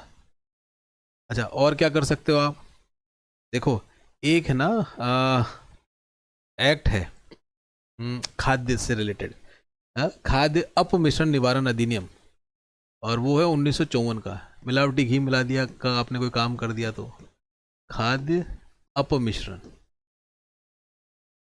ईयर ध्यान रखना 1954। यदि आप फूड अडल्ट्रेशन में दोषी पाए गए या उसके तहत कोई कार्रवाई आप कर रहे हो तो भी आपको क्या हो जाएगा, सदस्यता चली जाएगी। क्लियर है। ऐसे ही अपना जो पीनल कोड है 1973, उसमें बता रखा था कि धारा 110 के तहत कोई आदेश आपके खिलाफ पारित हुआ तो भी आपकी सदस्यता चली जाएगी। आपने किसी केंद्रीय, राज्य या लोकल अथॉरिटी के अधीन सेवा से दुर्व्यवहार किया है तो भी भैया आपको इस कारण से मतलब झापट मार दिया यूआरओ के लिए। क्लियर है। या आप कोई ऐसा व्यापार करते हो, मतलब तस्करी इत्यादि करते हो जो वैध नहीं है, तो भी आपकी सदस्यता चल जाएगी। एक इम्पॉर्टेंट बात और ध्यान रखना आप, यदि आपके 2 से अधिक बच्चे हैं तो भी आपकी सदस्यता चल जाएगी, लेकिन उसमें एक डेट फिक्स कर रखी है, कब से,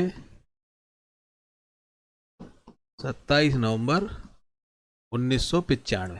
यदि 27 नवंबर 1995 के पश्चात यदि आपके बालक हो गई 2 से अधिक या तीसरी संतान हो गई तो भी क्या हो जाएगा, आपकी सदस्यता चली जाएगी। हाँ, अब इसमें आपके दिमाग में आ जाएगा साहब किसी के एक बार में 3 बच्चे हो गए तो वो एक ही गिना जाएगा, मतलब एक से मेरा तात्पर्य है कि 2 बालक ही गिने जाएंगे। अब एक में आपके 5 हो जाए, 6 हो जाए एक बार में, तो भी वह इसके अंतर्गत नहीं आएगा। फिर ये 2 बार यदि आपका जन्म मतलब आपके बालक होते हैं और उसमें यदि 2 ही बालक रहने चाहिए, ठीक है ना, मतलब कहने का तात्पर्य ये है कि पहली बार प्रेगनेंसी में आपके 3 बालक हो गए, ठीक है, और फिर दोबारा आप ये नहीं कह सकते कि साहब मेरे तो पहली बार में 3 हो गए तो मुझे एक बार और ऑप्शन दो ना। 3 हो गए ना, मतलब ये 2 वाला कोटा पूरा हो गया, लेकिन आप चुनाव लड़ सकते हो। इस पर स्पष्ट है, कोई समस्या है इसमें, ठीक है। एक है आर्टिकल 35 और 41, इसके अंतर्गत निर्भरताएं, क्या, आर्टिकल 35 और आर्टिकल 41 के अंतर्गत निर्भरताएं, हम इसको पढ़ेंगे अभी, ठीक है ना। 35 के अंतर्गत तो डिस्क्वालिफिकेशन के बारे में बता ही रखा है, इसको हम अभी और विस्तृत पढ़ेंगे, ये आप ध्यान रखना। और ऑब्वियस सी बात क्या हो सकती है, यदि आप दिवालिया हो गए या आप दिमाग से पैदल हो गए, पागल हो गए, तो भी आपकी सदस्यता चली जाएगी। क्लियर है, ये आप ध्यान रखना। एक बात और ध्यान रखना, कॉन्ट्रैक्ट से रिलेटेड, हाँ क्या कॉन्ट्रैक्ट से रिलेटेड, आप बन गए पार्षद तो आपने साले को आपने कोई ठेकेदारी मतलब कोई ठेका दिलवा दिया, ऐसा यदि प्रकरण ध्यान में आता है, स्वयं या किसी अन्य अपने एजेंटों के माध्यम से आप इस प्रकार का कोई संविदा कर लेते हैं नगर पालिका के साथ में, तो भी क्या चल जाएगी, आपकी सदस्यता चल जाएगी। अब इसमें मेरे मित्रों एक इंपॉर्टेंट कुछ बातें आती हैं, उनको विशेष रूप से ध्यान रखना। अब देखो इसमें जैसे कि आपकी दुकान है सपोज करो,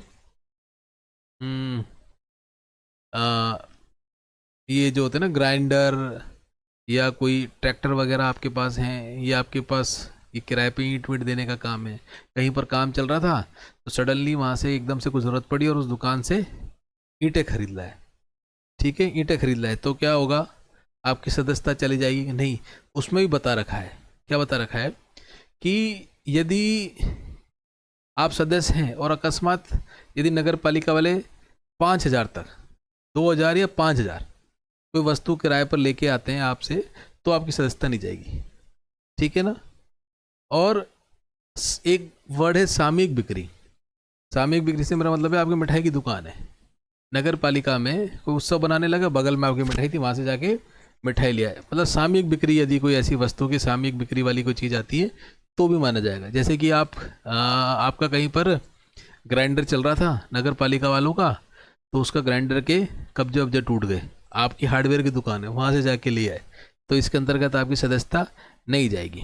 आपने कहीं पर मकान खरीदा, ज़मीन खरीदी, अब भैया उस ज़मीन का जो पट्टा अट्टा तो नगर पालिका में जाके ही बनेगा या मिलेगा, तो ये जो खरीद बिक्री आप ज़मीन की करोगे संपत्ति की, उसमें यदि आपका हित है तो भी आपकी सदस्यता नहीं जाएगी। अब जैसे मेरा समाचार पत्र है, मैं सदस्य हूँ, नगर पालिका का को तय कर रखा है कि भैया समाचार पत्रों में आपको अपना ऐड देना है, मेरे समाचार पत्र में भी ऐड देना पड़ेगा, सर्कुलेशन है तो समाचार पत्र में मेरा ऐड देंगे, तो भी इसमें यह नहीं माना जाएगा कि भैया इसकी सदस्यता चली जाएगी। क्लियर है, मतलब कि कॉन्ट्रैक्ट जो हो रहा है उसमें स्वयं का हित और अन्य अपने किसी अन्य के आपने हित को लाभ पहुंचाया है, तो इसमें लाभ नहीं माना जाएगा, ये ध्यान रखना आप, ठीक है। और एक इम्पॉर्टेंट बात देखो क्या है, बहुत सारी नगर पालिका आजकल बॉन्ड निकालती है, डिबेंचर जैसे बॉन्ड निकालती है, मान के चलो नगर पालिका को पैसे चाहिए, उन्होंने एक बॉन्ड निकाल दिया कि साहब ये बॉन्ड 1,000 रुपये वैल्यू का है, हम आपको 900 रुपये में दे रहे हैं, 1 साल 2 साल 3 साल बाद ये जब आप बॉन्ड लेके आओगे तो हम आपको 1,000 रुपये पूरे वापस कर देंगे, मतलब डिस्काउंटेड प्राइसेस पे आपको बॉन्ड दे दिया। इस प्रकार का यदि आप बॉन्ड खरीदते हो तो भी आपकी सदस्यता नहीं जाएगी। क्लियर है। ऐसे ही क्या है, जैसे कि टाटा कंपनी का कोई बहुत बड़ा टेंडर मिला हुआ है नगर पालिका में, हाँ, उसको बोल दिया कि आपको, टाटा का बोल दिया कि पूरे हमारे क्षेत्र में आपको बिजली की लाइन डालनी है, प्राइवेटाइजेशन अपन ने कर दिया। ऐसे केस में भी यदि आपके पास उस टाटा पावर के यदि शेयर्स हैं तो भी आप क्या है, आपकी सदस्यता नहीं जाएगी। ये कह नहीं सकते कि टाटा को काम दिला दिया, आपके पास तो शेयर हैं तो आपकी सदस्यता चली जाएंगी, आपको ये पता ही होगा।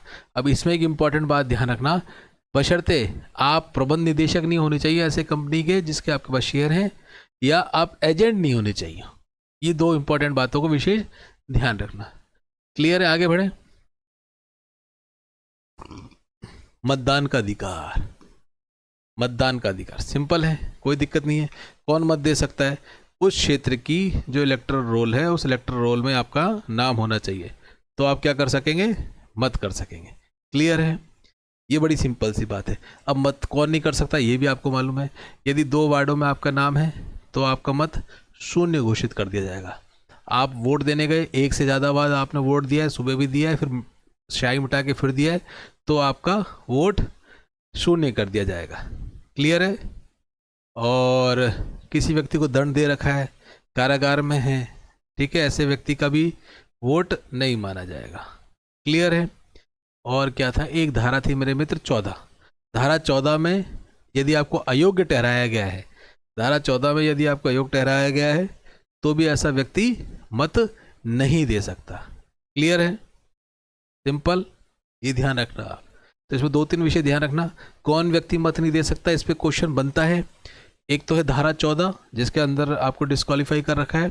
ऐसा व्यक्ति जो एक से अधिक बार उसने वोट दे दिया तो उसका मत शून्य हो जाएगा, ठीक है। और 2 वार्डों में जाके वोट दिया है तो भी क्या हो जाएगा, शून्य हो जाएगा। कारागार में है या दंड आदेश के अधीन कोई व्यक्ति है तो भी क्या मेरे मित्र हो जाएगा, उसका मत शून्य हो जाएगा। जैसे कि किसी को 6 साल केस चल रहा है, वो 5 साल से ऊपर की यदि उसमें सज़ा मिलेगी न्यूनतम, और ऐसा व्यक्ति वोट डालने चले जाएगा, फॉर एग्जाम्पल दंड आदेश के अधीन है, तो भी ऐसे व्यक्ति का वोट शून्य कर दिया जाएगा। सिंपल है मतदान का अधिकार। आगे देख लें।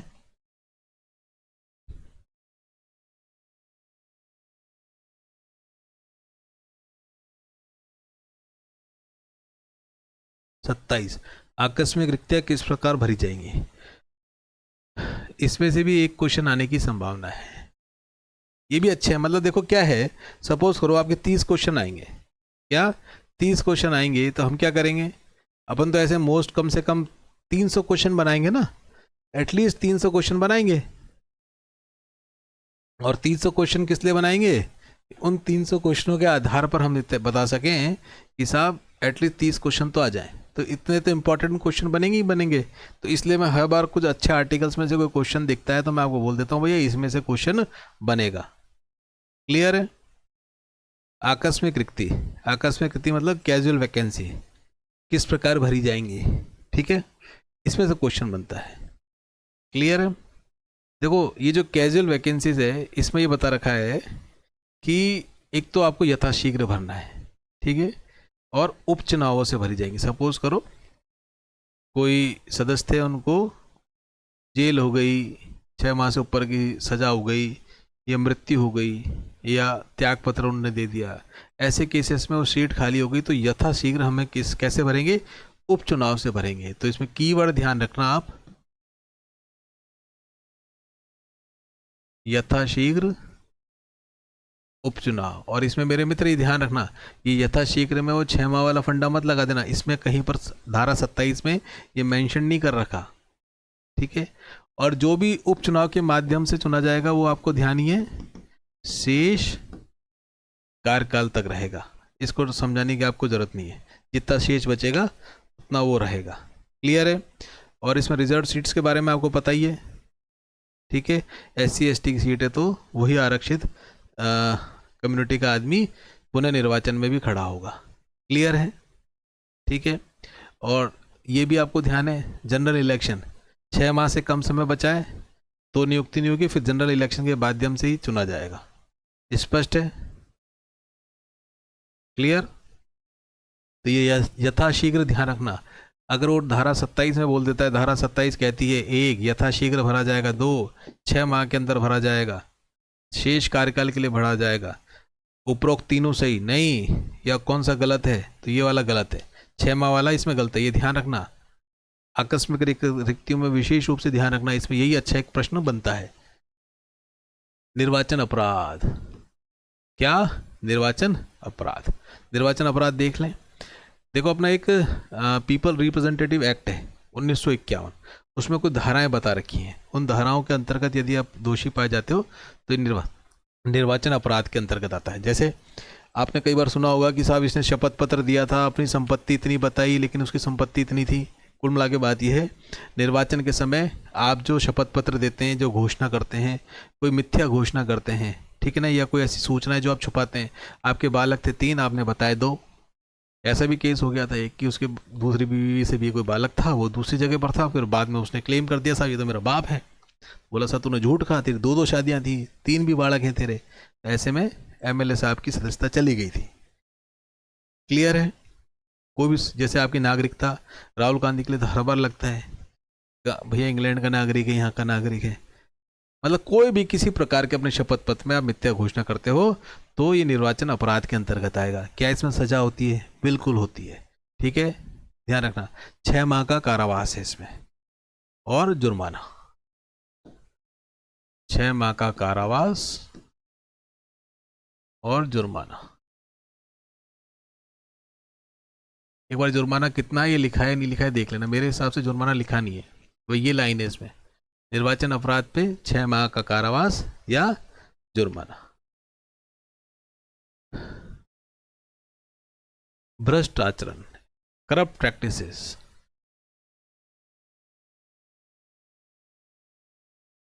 करप्ट प्रैक्टिसेस, करप्ट प्रैक्टिसेस में क्या आता है? भ्रष्ट आचरण।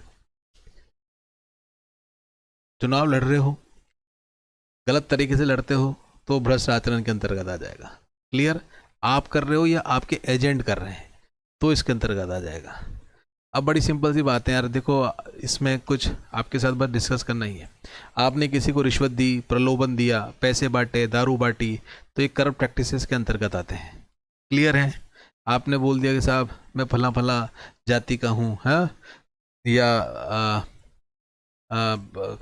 कोई ऐसे संप्रदाय से हूँ मैं, तो आपने उसकी बात दिखा के वोट मांग ली, तो आप करप्ट प्रैक्टिसेस में आ जाएंगे।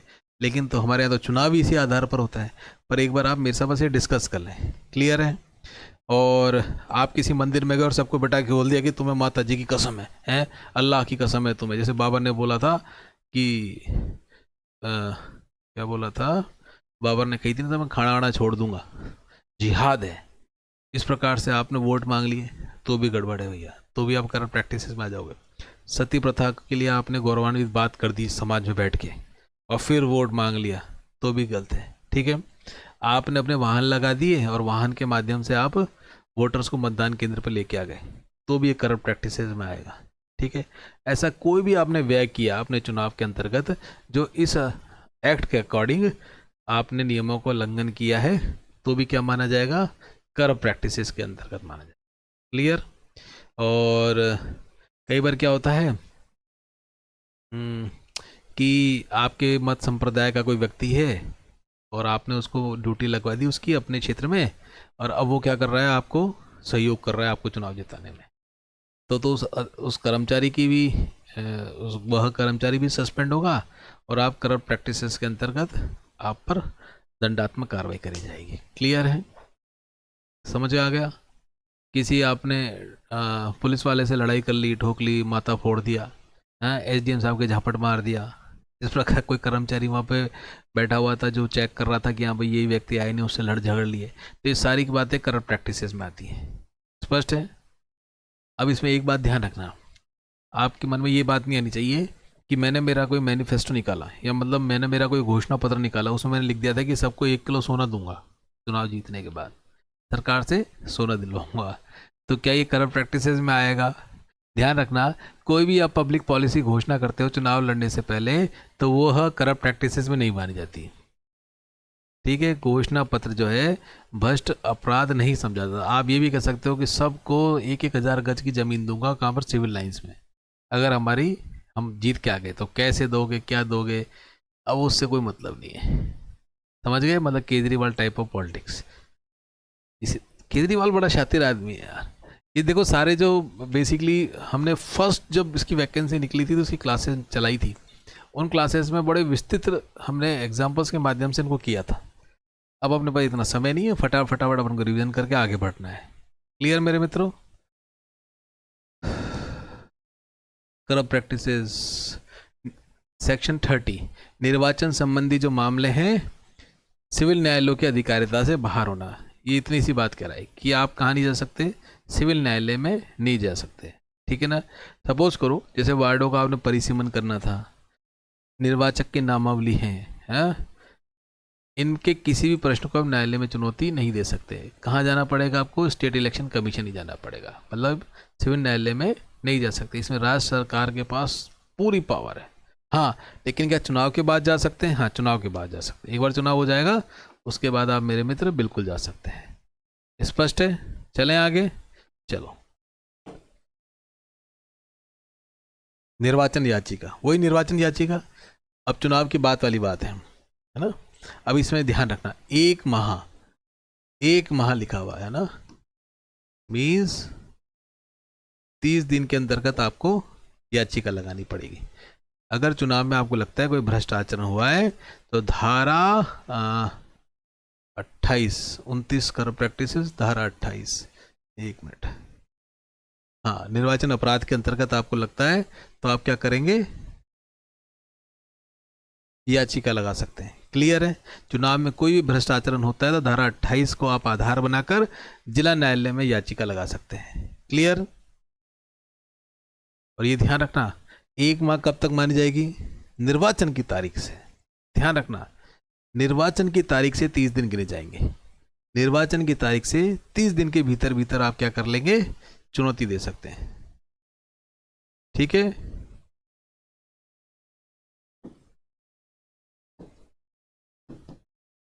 निर्वाचन की तारीख से 30 दिन तक, इतनी सी बात है, ये ध्यान रखना। किसको लेके जाओगे? डिस्ट्रिक्ट जज को, जिला न्यायाधीश के पास जाओगे। जिला न्यायाधीश के आदेशों से अपीलें। अच्छा, अब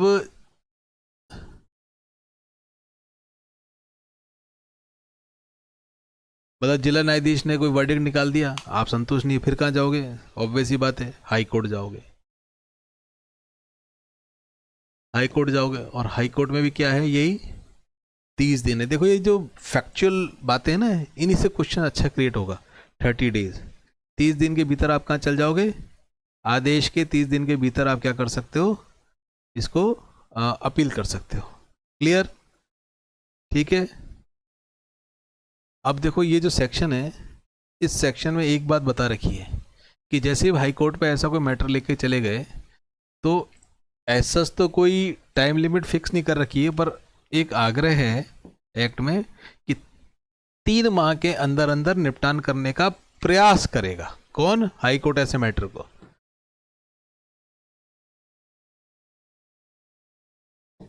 क्या करेगा मेरे मित्र? प्रयास करेगा। इतनी सी बात है, ये ध्यान रखना। ये कौन सी हो गई मेरे मित्र? धारा 32 हो गई। ठीक है। समस्त उम्मीदवारों का निर्वाचन अपास्त होने की दशा में क्या प्रक्रिया रहेगी? ठीक है, सबका ही निर्वाचन रद्द मतलब शून्य घोषित कर दिया गया। इस केस में क्या होगा? बड़ी सिंपल सी बात है, लेकिन इंपॉर्टेंट बात है, इसमें बड़ा अच्छा क्वेश्चन बनता है। हाँ, ये यूं कहते हैं कि जितने भी नगर पालिका के सदस्य थे, उनकी कुल संख्या का 2/3 या उससे अधिक सदस्यों का जो निर्वाचन है, यदि वह आपने अपील किया और फिर वह शून्य घोषित हो गया, ठीक है, तो ये नगर पालिका क्या हो जाएगी मेरे मित्र? विघटित हो जाएगी। बड़ी सिंपल सी बात है। बचाए क्या? 2/3 तो गए, शून्य घोषित हो जाएगा तो नगर पालिका क्या हो जाएगी मेरे मित्र? विघटित घोषित हो जाएगी। ठीक है। अब इसमें ध्यान रखना, इसमें दे रखा है कि ये जो शून्य घोषित आपने किए हैं, सेक्शन 31 और 32, ये ध्यान रखना। मतलब कि सेक्शन 31 और सेक्शन 32 के अधीन आपने अपील की, अपील किए जाने के बाद 2/3 सदस्य की सदस्यता शून्य हो गई तो नगर पालिका क्या हो जाएगी मेरे मित्र? विघटित हो जाएगी। इतनी सी बात ध्यान रखना। आदेश और विनिश्चयों की अंतिमता, मीन्स ये क्या कह रहा है कि भैया हाई कोर्ट में आपने अपील करी, सपोज करो, और उसने कोई निर्णय दे दिया तो वह निर्णय अंतिम होगा। ध्यान रखना, बस इतना सा है कि अगर डिस्ट्रिक्ट जिला न्यायालय ने कोई निर्णय दिया तो उसकी अपील अपन कहाँ कर सकते हैं? हाई कोर्ट में जा सकते हैं, और हाई कोर्ट का निर्णय जो होगा वो अंतिम होगा। स्पष्ट है? अब इसमें एक बात ध्यान रखना, सेक्शन 31 और सेक्शन 32, आप कौन सा आधार लेके गए हो? कि हम सेक्शन 31 के अंतर्गत हम आधार लेके इसको शून्य करवाने गए हैं, सेक्शन 32 को लेके गए हैं। ठीक है, सेक्शन 31 जो है आपको मालूम है जिला न्यायालय का आदेश हो जाएगा, सेक्शन 32 क्या हो जाएगा? हाई कोर्ट का आदेश हो जाएगा। ये आप ध्यान रखना, इसमें इंपॉर्टेंट ये 2 ही पॉइंट है। वो बताएगा सेक्शन 34 धारा 31 धारा 32 के अधीन, और उल्टा पुल्टा कर देगा, सेक्शन 31 के अधीन उच्च न्यायालय के आदेश कर देगा, जबकि सेक्शन 31 के अधीन जिला न्यायालय के आदेश है। ठीक है ना? इस पर अपील करके लेके गए और फिर आपको निर्णय मिला है। सेक्शन 32 हाई कोर्ट है, एग्जामिनर क्या कर देगा? सेक्शन 32 के अधीन जिला न्यायाधीश के आदेश कर देगा। ठीक है, और यूँ लिख देगा सेक्शन 31 के अंतर्गत जिला न्यायाधीश के आदेश अंतिम और फाइनल होंगे, मतलब अंतिम और निश्चयात्मक होंगे, ऐसा करके लिख देगा एग्जामिनर, तो गलत हो जाएगा। 31 में जिला न्यायाधीश आएगा और 32 में उच्च न्यायालय आएगा। स्पष्ट रखना है मेरे मित्र ये बात। 31 निर्वाचन याचिका और जिला न्यायाधीश के आदेशों से अपील है। 32 मतलब अपील कहाँ करने चले गए, वो हाईकोर्ट ने, हाईकोर्ट ने जो निर्णय दे दिया फिर वो अंतिम होगा। 34 हो गया आदेश और विनिश्चयों की अंतिमता। 35 सिंपल सा है, निर्हरताएं। 35 क्या हो गया मेरे मित्र, निर्हरताएं, डिस्क्वालिफिकेशन के बारे में बता रखा है। ठीक है, अब उसमें डिस्क्वालिफिकेशन में आप ध्यान रख लेना, धारा 28, 29 ये आप ध्यान रख लेना। धारा 28 जो था निर्वाचन से संबंधित अपराध था, 29 करप्ट प्रैक्टिसेस से रिलेटेड था। क्लियर। और एक पॉइंट और ध्यान रखना, इसके अंतर्गत लिखा हुआ है अपराध सिद्ध दोष, यदि आपको कन्विक्ट घोषित कर दिया 6 माह की अवधि के, 6 वर्ष तक की अवधि, सॉरी 6 माह के लिए यदि आपको या उससे ज़्यादा के लिए कन्विक्ट कर दिया है, तो 6 वर्ष तक की अवधि के लिए आप क्या हो जाओगे, चुनाव नहीं लड़ सकते। स्पष्ट है, क्लियर है। बस इसमें 3 बातें ये ध्यान रखना, और धारा 28 और धारा 29 ये क्या रिलेटेड है, डिस्क्वालिफिकेशन के लिए आधार है।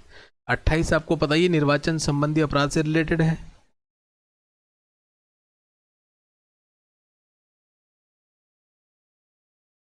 निर्वाचन संबंधी अपराध, भ्रष्ट आचरण, करप्ट प्रैक्टिसेस, ये ध्यान रखना। अब देखो इसमें क्वेश्चन बनेगा, वो एग्जामिनर क्या कर देगा, धारा 28 के आपको पॉइंट दे देगा या धारा 29 के पॉइंट 28 में जोड़ देगा।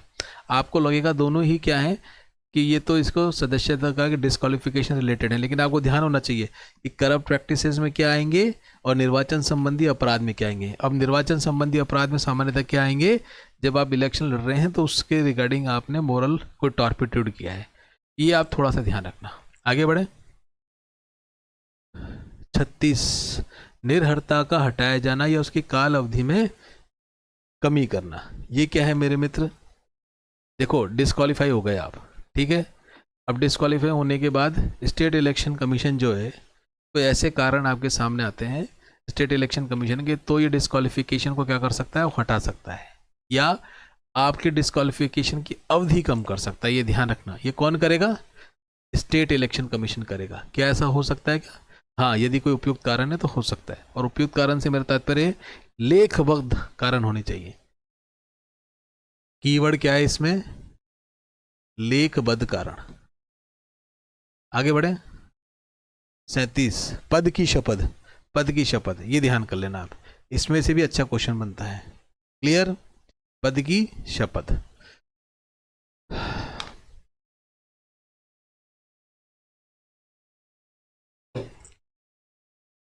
ओथ देख लें, कौन लेगा ओथ, अध्यक्ष और सदस्य लेते हैं, ध्यान है। अच्छा, अब इसमें ध्यान रखना, आपका इलेक्शन हो गया, इसमें 2-3 अच्छे क्वेश्चन बनते हैं कि जैसे ही प्रथम बैठक हुई आपकी, प्रथम बैठक के 1 माह के अंतर्गत आपको क्या ले लेनी है, शपथ ले लेनी है। क्लियर। अच्छा, दूसरी एक बात और बनती है, कौन शपथ दिलवाएगा, राज्यपाल दिलवाएगा, कलेक्टर साहब दिलवाएंगे, कौन दिलाएगा, ध्यान रखना। इसमें इंपॉर्टेंट, मैं पुनः बोल रहा हूं, ध्यान रखना, राज्य सरकार द्वारा कोई भी प्राधिकृत व्यक्ति,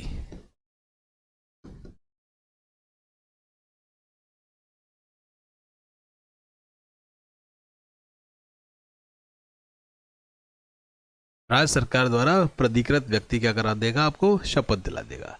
ठीक है, इसमें अब कलेक्टर, राज्यपाल कुछ नहीं है, एसडीएम फेसडीएम कुछ नहीं, कौन, राज्य सरकार द्वारा प्राधिकृत व्यक्ति, बस इतना सा ध्यान रखना।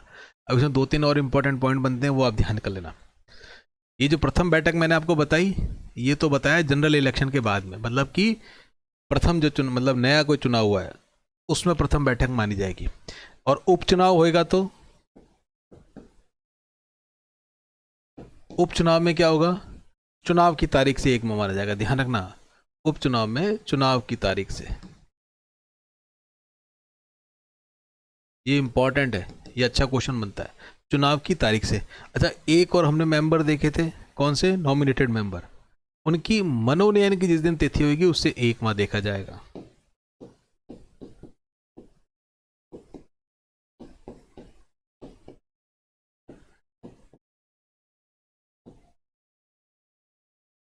मनोनयन की तिथि से 1 माह देखा जाएगा, ये आप ध्यान कर लेना।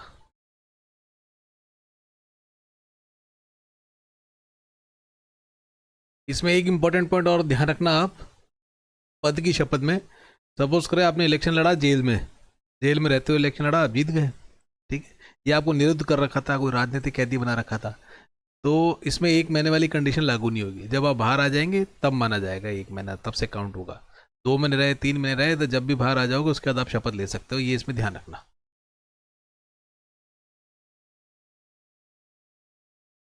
38 त्याग पत्र, त्याग पत्र भी इम्पॉर्टेंट है।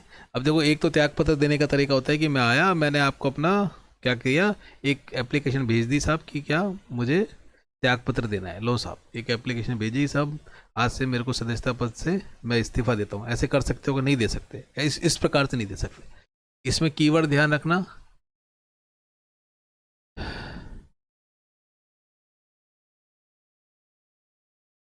कार्यपालक मजिस्ट्रेट, ये शब्द ध्यान रखना। आप जो भी नोटिस देंगे अपने सदस्यता त्यागने का, तो वह आपका नोटिस कार्यपालक मजिस्ट्रेट द्वारा नोटिफाइड होना चाहिए, ठीक है, तभी आपका क्या माना जाएगा, इस्तीफा माना जाएगा। किसको देंगे, अध्यक्ष को देंगे। किसको देंगे मेरे मित्र, अध्यक्ष को देंगे। क्लियर है ना।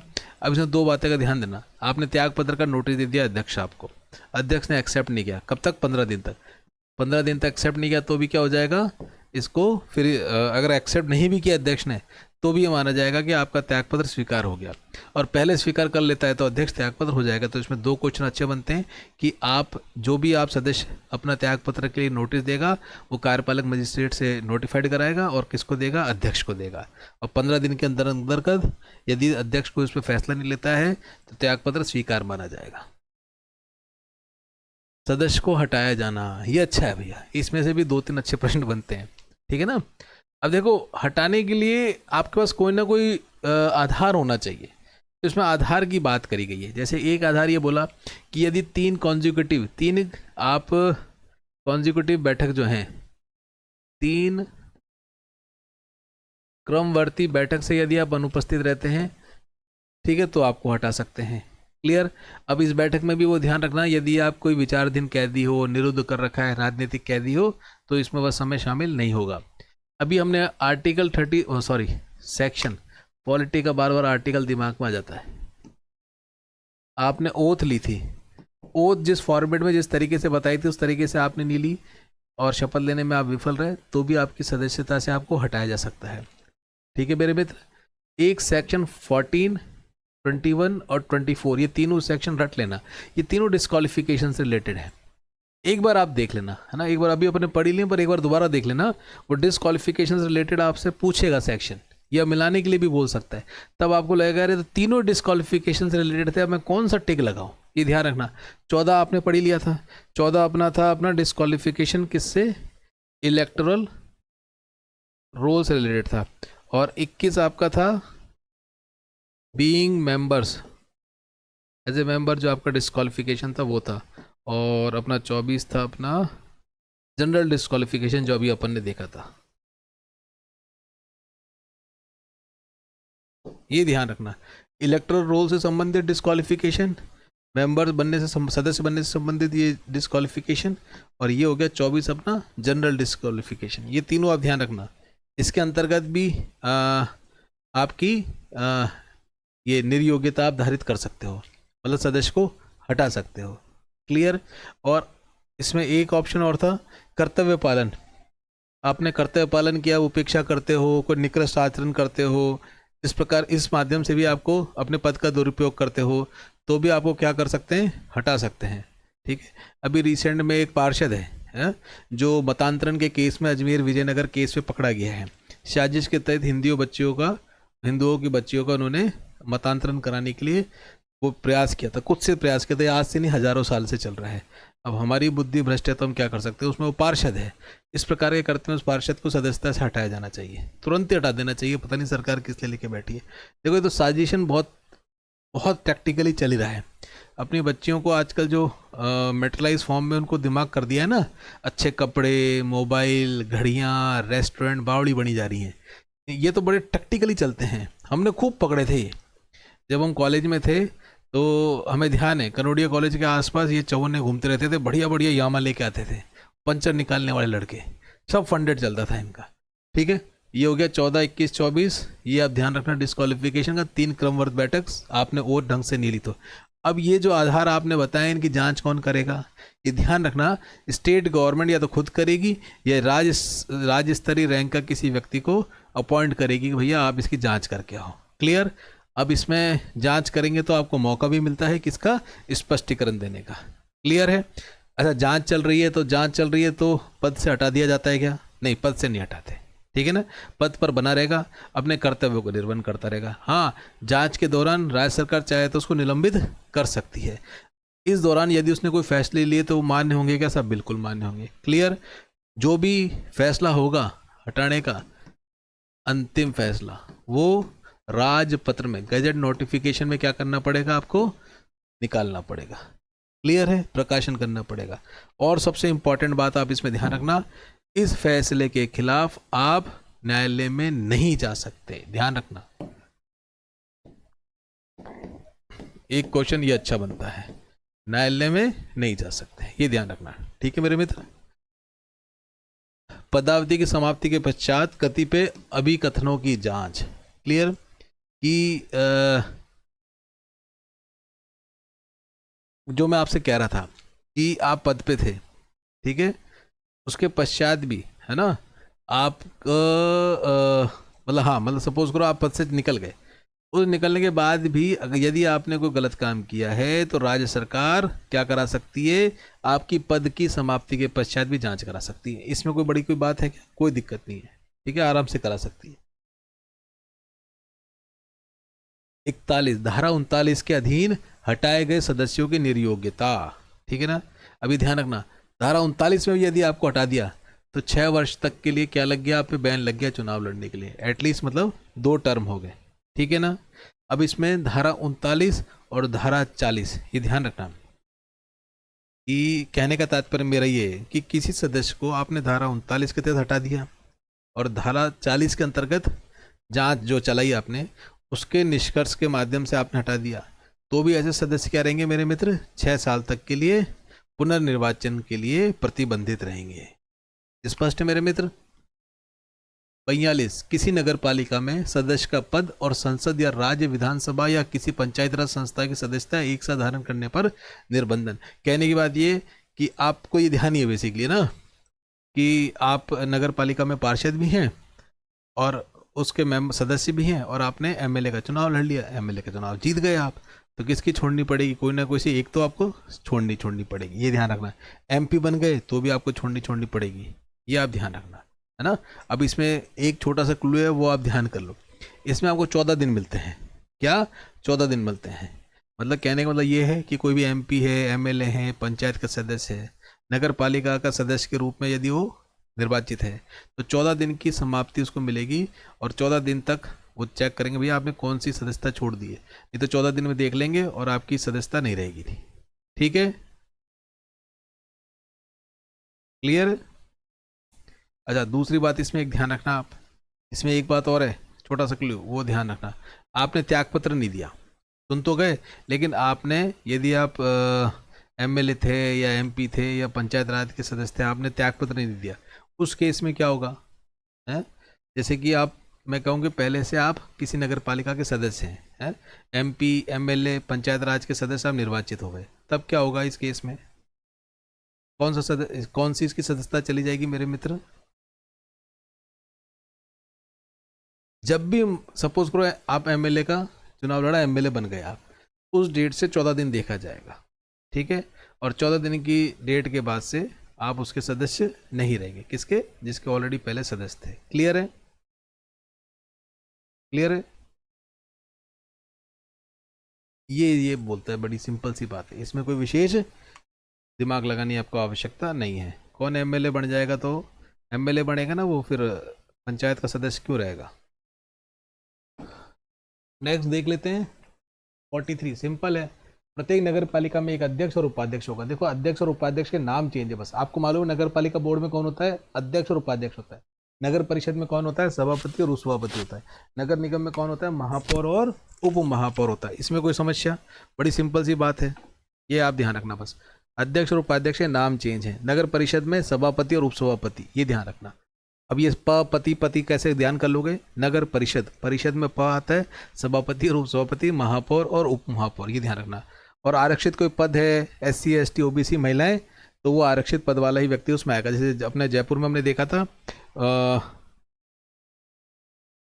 ये हेरिटेज में, ठीक है, वो महिला थी, गुर्जर समुदाय से थी, मतलब कि बैकवर्ड क्लास से थी, तो उसी का भैया दोबारा बनेगा, ये ध्यान रखना। अगर वहाँ हटा दिया गया है तो अध्यक्ष भी पुनः वही बनेगा। और आरक्षण के लिए आर्टिकल 334 संविधान का जो है, जब तक वो 334 के अनुसार आरक्षण चलेगा तब तक ये चलता रहेगा। क्लियर? इसी में कुछ इंपॉर्टेंट बातें बता रखी हैं अध्यक्ष और उपाध्यक्ष की अनुपस्थिति के बारे में। देखो कि आप अध्यक्ष हैं या उपाध्यक्ष हैं, आप बिना मंजूरी के 1 महीने की छुट्टी पे चले गए, अनुपस्थित रहे, इट मीन्स 1 महीने तक आपने अपना कर्तव्य पालन करने में असमर्थता दिखाई, ठीक है, तो वह अध्यक्ष और उपाध्यक्ष नहीं रहेगा। समझ गए? अच्छा, दूसरी बात, अध्यक्ष का पद यदि रिक्त हो जाए या उपाध्यक्ष का पद रिक्त हो जाए तो 6 माह की अवधि में वो भरा जाएगा, ये ध्यान रखना आप, ठीक है ना। और जो भी अध्यक्ष बनेगा वो शेष अवधि के लिए ही चुना जाएगा, ये आप ध्यान रखना। इसमें एक इंपॉर्टेंट पॉइंट क्या आता है? एक अपरिहार्य कारण आते हैं। अपरिहार्य कारण, इससे क्या तात्पर्य है? इससे तात्पर्य है कि उपचुनाव हो रहे हैं लेकिन हम उस 6 महीने में नहीं करा पा रहे, कोई ऐसी अपरिहार्य कारण आ गए, तो कितने समय तक के लिए बढ़ा सकते हैं? ये इंपॉर्टेंट है, ये क्वेश्चन ये बनता है। 3 माह के लिए बढ़ा सकते हैं। कितने माह के लिए? अधिकतम 3 माह के लिए। वो इसमें भी मैक्सिमम लगा लेना, मैक्सिमम 3 माह के लिए हम मित्र बढ़ा सकते हैं। क्लियर? और बड़ी एक सिंपल सी बात है, कोई भी अध्यक्ष उपाध्यक्ष है उसका गजट में प्रकाशित किया जाएगा, जो भी चुन के आएगा। इसमें ये भी बता रखा है कि इनको मासिक भत्ता मिलता है, सुविधाएं प्राप्त होती हैं, ये 43 में बता रखा है। आगे बढ़े मित्र। नेक्स्ट है अध्यक्ष उपाध्यक्ष निर्वाचन की विधि मान्यता की अवधारणा 44। अब देखो बड़ी सिंपल सी बात है कि आपने इलेक्शन लड़ा, आप हार गए भैया, तो आप गए, किसी भी गलत तरीके से जीता है, तो कहाँ जाएंगे आप? जो आपका वार्ड है उसका जो आपका वार्ड जिस जिला न्यायालय के क्षेत्र में आता है उस जिला न्यायाधीश के पास आप याचिका लेके जाएंगे। बड़ी सिंपल सी बात है, वहाँ पर आप प्रश्नगत करेंगे। प्रश्नगत करने के लिए आपको 1000 रुपये क्या करनी पड़ेगी? जमा करानी पड़ेगी, निक्षेप जमा करवानी पड़ेगी, एक तरीके से निक्षेप देना पड़ेगा। फिर आप क्या कर सकते हैं? याचिका लगा सकते हैं। इतनी सी बात है। अगर वो याचिका सही पाई जाती है तो फैसला आ जाएगा, यदि वो सारहीन पाई जाती है तो आपके ये जो 1000 रुपये ये जब्त कर ली जाएगी। कि आपने टाइम खराब करने के लिए लगाया तो 1000 रुपये जब्त कर लिए जाएंगे। क्लियर है? और राज्य सरकार में जमा हो जाएंगे, राज्य सरकार के पक्ष में ये पैसा जमा हो जाता है। क्लियर है? 45 मुख्य नगर पालिका कृत्य, ये है सब मुख्य नगर पालिका कृत्य। कोर म्युनिसिपल फंक्शंस, ये म्युनिसिपल के मेन क्या क्या फंक्शन है वो ये बता रहा है।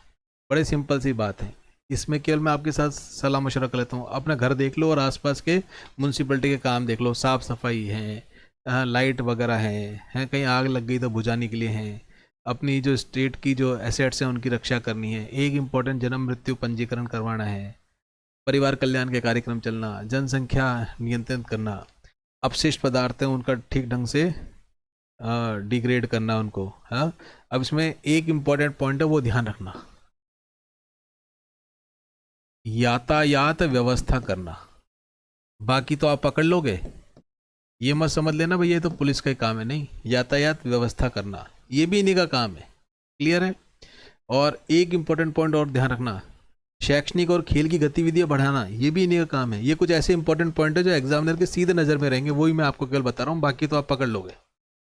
शैक्षणिक और खेलकूद गतिविधियां, और इसके अलावा ये वो कांजी हाउस है, स्लॉटर हाउस है, ये सारे तो आप ध्यान में ही हैं।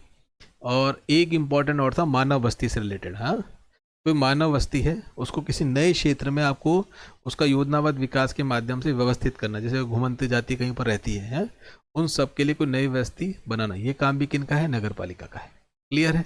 ये आप ध्यान रखना 45। ये दो इंपॉर्टेंट है, यातायात व्यवस्था करना और शैक्षणिक और खेलकूद गतिविधि करना। ये इसके कोर कामों में आता है, कोर कामों में, किसमें, कोर कामों में आता है। और ये है अन्य नगर पालिका कृत्य।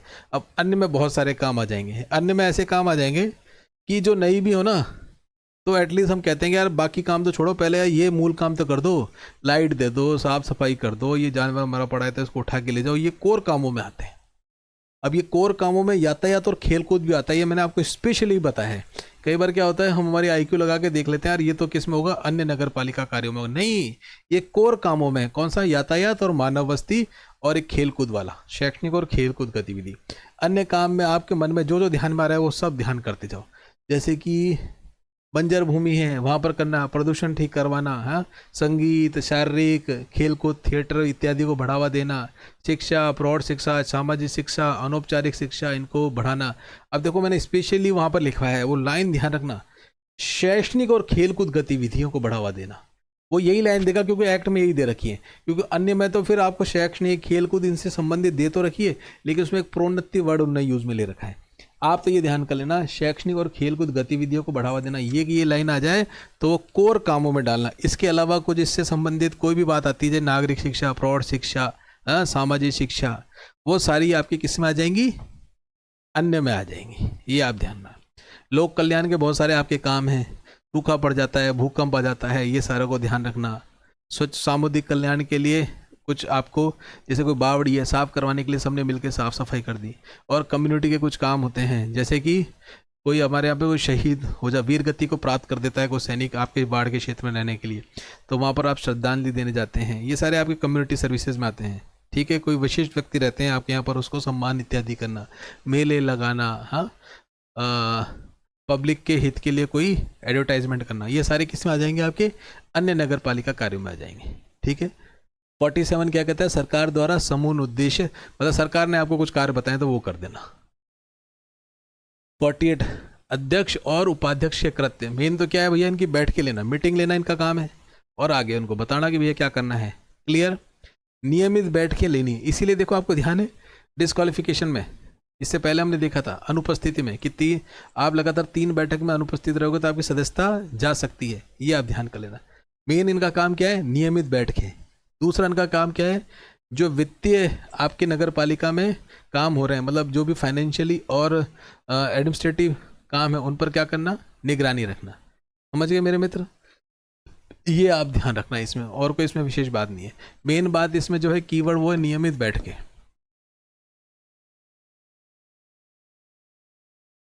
नियमित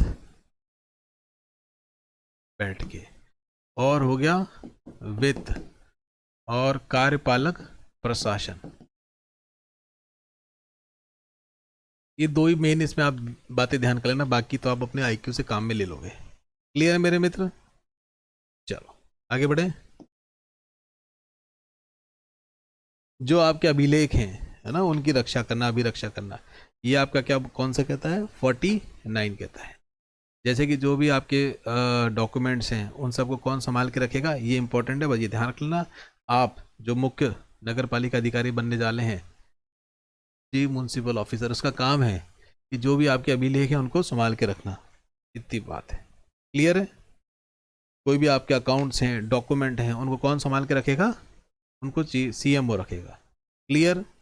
और जैसे कि कई बार बैठकें होती हैं, उसमें कुछ विशेष टिप्पणी होती हैं, उन विशेष टिप्पणी को भी संभाल के रखेगा। क्लियर है। और ये देखेगा मुख्य नगर पालिका अधिकारी, उसको लगता है कि किसी मामले में किसी ने जानबूझकर अपने कर्तव्यों की उपेक्षा करी है, तो उस हानि के लिए उसको व्यक्तिशः उत्तरदायी ठहराएगा, और जो हानि हुई है वो वापस वसूल की जाएगी। ये आप ध्यान रखना। क्लियर।